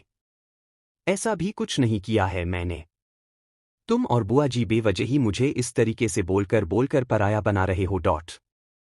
तुम मेरी अपनी हो रूबी, और तुम्हारी तकलीफ मेरी तकलीफ भी है। तो मैं कभी भी नहीं चाहूंगी कि तुम मिताली और निमेश या अर्नव और नेहा किसी को भी तकलीफ हो। तुम सब लोग मेरे अपने हो, आनंद के बहन भाई, मतलब मेरा अपना परिवार, और मैं तुम सब की खुशी चाहती हूं, और तुम्हारी खुशी के लिए अगर मुझे कुछ समझाना पड़े या डांटना पड़े तो मैं पीछे भी नहीं हटूंगी, नंदिता ने मुस्कुराकर कहा। बिल्कुल नंदिता दीदी, आपको पीछे हटना भी नहीं है, क्योंकि हम सब तो छोटे नादान बच्चे हैं, हर समय गलतियां करते रहते हैं। आप समझदार हो तो बस जब भी गलती करें हमें डांट कर, कान खींच कर, या जैसे भी समझता हो समझाने की जिम्मेदारी आपकी। और हाँ, हम बुरा मान जाए, आपसे रूठ जाए, तब भी आपको हमारा साथ नहीं छोड़ना है। शशांक ने कहा। बिल्कुल भी नहीं छोड़ूंगी मैं आप लोगों का साथ, नंदू बोली। अच्छा, छुटकी कहाँ पर है? अभी भी मशीनों में ही है, आपके पास नहीं आई क्या? रूबी ने कहा। नहीं ना आ गई होती तो उसे लेकर अस्पताल से घर ना चली जाती? अभी डॉक्टर साहब ने कहा है कि 1 हफ्ते का समय और लगेगा, तो बस अभी 1 हफ्ते तक मेरा और उसका यहीं पर समय बीतना है, नंदू बोली। मुझे देखना था भाभी कब आएगी, या आप ले चलिए वहां पर प्लीज मुझे दिखाने के लिए, रूबी बोली। रुको 2 मिनट, नंदू बोली और सिस्टर को कॉल लगा दिया। जी मैडम, मैं लेकर आने वाली थी, वैसे भी उसका फीडिंग का टाइम हो गया है। सिस्टर ने कहा और थोड़ी देर बाद छुटकी को लेकर आ गई। अरे वाह भाभी, यह तो बहुत ही क्यूट है, कितनी प्यारी है, सच में एकदम छोटी सी बार्बी डॉल लग रही है यह, रूबी ने खुश होकर कहा। नंदिता ने उसे रूबी की गोद में दिया और रूबी उसे प्यार से देखने लगी। भाभी, यह तो पूरी की पूरी आप पर ही गई है, और वाकई में बहुत नाजुक है अभी यह, इसे सच में बाहर नहीं रखा जा सकता, आप ले लो प्लीज, मुझे डर लग रहा है कहीं इसे हर्ट न कर दूं, मुझे आदत भी नहीं है छोटे बच्चों को संभालने की, रूबी बोली। नहीं है तो सीख लो, क्योंकि अब तो शादी हो गई है ना, जल्दी तुम्हारे घर में भी कोई नन्हा मेहमान आएगा और जिसे तुम्हें अकेले ही संभालना होगा, क्योंकि तुम्हारे यहाँ तो उस संभालने वाले दूसरे लोग भी नहीं है। और जब तक तुम्हारा बच्चा आएगा तब तक तो मैं नेहा को भी विदा कराकर अपने घर ले आऊंगी, तो तुम्हें और शशांक भाई को ही संभालना होगा, नंदू ने कहा। तो नेहा ने शशांक की तरफ देखा जो कि मुस्कुराती हुई आंखों से उसे ही देख रहा था। कोई बात नहीं भाभी, नहीं संभाल पाऊंगी तो कभी आपके पास तो कभी गाजियाबाद मम्मी के पास छोड़ दिया करूंगी, रूबी ने कहा। हाँ बिल्कुल, हम तुम्हारे अपने ही हैं और जहां भी जरूरत पड़ेगी तो हम सब हैं ना साथ देने के लिए, नंदू बोली। वैसे भाभी, अर्नब भैया बता रहे थे कि मिताली वापस आने वाली है। कब आ रही है वह? कितने दिन हो गए हैं उसे मिले हुए? फोन पर तो बात होती है और मैं तो उसे कई बार कहा भी आने के लिए पर हमेशा टाल जाती थी, पर इस बार आपने बोला है तो आएगी ही, रूबी ने कहा। अगले हफ्ते आ जाएगी वह वापस, तब आना तुम लोग घर पर मिलने के लिए, बाकी उसकी मर्जी होगी, जब तो तुमसे मिलने आएगी ही। मेरी उससे बात हुई थी, अगले हफ्ते की टिकट हो गई है उसकी, तो अगले हफ्ते आ रही है वह, नंदू ने बताया। भाभी आप बस कैसे भी करके मिताली की लाइफ को भी नॉर्मल कर दीजिए। और मैं जानती हूं कि आप यह कर सकती हो, इसलिए आपसे कह रही हूं, आपने कितने लोगों की लाइफ फिर से ठीक कर दी है। मेरी, शशांक की, अर्नब भैया और नेहा की। अब बस मिताली की लाइफ में भी सब सेट हो जाए तो कितना सही रहे, रूबी बोली। कोशिश करना मेरे हाथ में है और मैं कोशिश करूंगी, पर मैं अभी कुछ भी कह नहीं सकती क्योंकि डॉक्टर साहब ने पता लगाने की कोशिश की थी पर नितिन के बारे में कुछ भी पता नहीं चल पा रहा है। वह कहाँ है, क्या अब क्या कर रहे हैं, किस हाल में, कुछ भी नहीं पता, नंदू ने कहा। पर वह तो पुलिस डिपार्टमेंट में है न, तो वहां से पता चल जाएगा ना, रूबी बोली। उन्होंने तो जॉब छोड़ दी है, अब वो पुलिस डिपार्टमेंट में नहीं है, रिजाइन कर दिया है। इस समय कहाँ पर है कोई नहीं जानता, आनंद अपनी पूरी कोशिश कर रहे हैं, पर मैं और आनंद चाची जी से तभी बात कर सकते हैं मिताली और नितिन के बारे में जब हमें नितिन के बारे में कुछ पता हो, नंदू ने मायूसी से कहा। भगवान करे वह जल्दी ही मिल जाए, क्योंकि मैं भी यही चाहती हूं कि मिताली भी अपनी लाइफ में खुश रहे। और सच कह रही हूं भाभी, उसका और नितिन का रिश्ता बहुत गहरा था। वह बहुत चाहती है नितिन को, इसीलिए शायद यहां से चली गई, क्योंकि यह बात उससे बर्दाश्त ही नहीं हो पाई होगी कि उसे नितिन से अलग कर दिया गया और वह मजबूर हो गई। शुरू से ही मामी को कभी उसने किसी बात के लिए मना नहीं किया, तो इस बार भी उनके आगे कुछ नहीं बोल पाई वो, रूबी ने कहा। तुम चिंता मत करो, अगर थोड़ी सी भी उम्मीद होगी तो मैं पूरी कोशिश करूंगी, आगे सब भगवान की इच्छा है। मिताली की किस्मत में क्या लिखा है कोई नहीं जानता।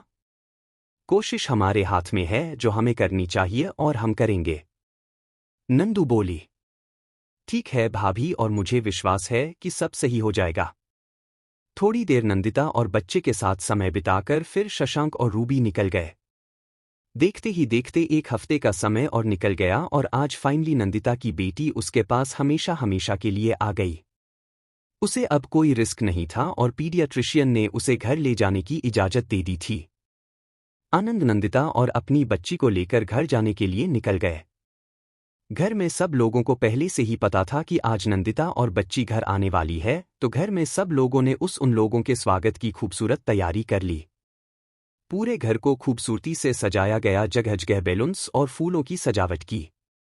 दरवाजे पर वेलकम नोट लगाया और ढोल बजाने वालों को भी बुला लिया ताकि उन लोगों के आने पर ढोल बजा सके। गाजियाबाद से भी अरुणा और विक्रांत आ गए थे, तो वही रूबी और शशांक भी नेहा के साथ आ गए। सब लोगों को सूरज और संध्या ने इनवाइट किया था। दिवाकर मधु अपने दोनों बच्चों के साथ सूरज अमृत विला में ही उपस्थित थे नंदिता और उसकी बच्ची का स्वागत करने के लिए। और मिताली भी कुछ ही समय में पहुंचने वाली थी। थोड़ी देर में एक टैक्सी आकर दरवाजे पर रुकी तो रूपाली ने भरी आंखों से देखा है, क्योंकि उसे पता था कि मिताली आने वाली है। मिताली ने किसी को भी एयरपोर्ट आने के लिए मना कर दिया था। उसने टैक्सी वाले को पैसे दिया और मिताली घर की तरफ आगे बढ़ गई। हर कदम के साथ उसके दिल में बेचैनी होती जा रही थी और आंखें भर आई थी। आज वह कितने महीनों बाद वापस अपने घर लौटी थी और उसे समझ नहीं आ रहा था कि वह रूपाली का सामना कैसे करे। कुछ महीनों पहले दोनों के बीच बहुत कहा सुनी गई थी और साथ ही साथ खराब हो गया था मिताली और रूपाली का रिश्ता। अमृत दोनों की स्थिति समझ रहे थे, इसलिए वह तुरंत ही मिताली के पास आ गए। कैसा है मेरा बच्चा? अमृत ने मिताली के सिर पर हाथ रखकर कहा तो मिताली उनके सीने से लग गई और उसकी आंखों से आंसू निकलने लगे। ठीक हूँ पापा, आपको बहुत मिस किया मैंने, मिताली बोली।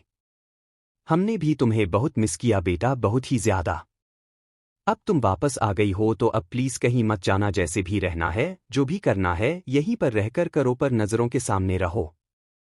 अमृत ने भावुक होकर कहा। कोशिश करूंगी पापा, मिताली बोली और फिर सूरज और संध्या के पास आई। संध्या ने भी उसे अपने सीने से लगा लिया। कितनी कमजोर हो गई है, वहां ठीक से खाती पीती नहीं थी क्या? संध्या ने मिताली के मुरझाए चेहरे को देखकर कहा। कहाँ कमजोर हो गई हूँ बड़ी माँ, बस थोड़ा सा ही तो वेट लॉस हुआ है, और इतना तो जरूरी भी है ना, वरना सब मुझे मोटी कहते, मिताली बोली। कहीं से मोटी नहीं थी तू, और अब एकदम सूख गई है, समझी? रूबी बोली तो मिताली ने रूबी को देखा और उसके गले लग गई। और तू कैसी है? फाइनली तेरे और जीजू के बीच सब कुछ सही हो गया ना? और मैं बहुत खुश हूँ रूबी तेरे लिए। जब मुझे पता चला कि तेरी और जीजू के बीच में टेंशन चल रही थी, बहुत ही बुरा लगा था। लगा कि क्या किस्मत है, हम बहन भाइयों की सबकी जिंदगी में प्रॉब्लम ही प्रॉब्लम है, मिताली बोली। अब सबकी लाइफ में ठीक होती जा रही है अर्नव भैया, और मेरी लाइफ ठीक हो गई है, अब तेरी भी ठीक हो जाएगी, सब कुछ भगवान की कृपा से सही हो गया है, रूबी ने कहा। मैं बहुत खुश हूं, मिताली बोली। पर अभी भी कुछ कमी बाकी है।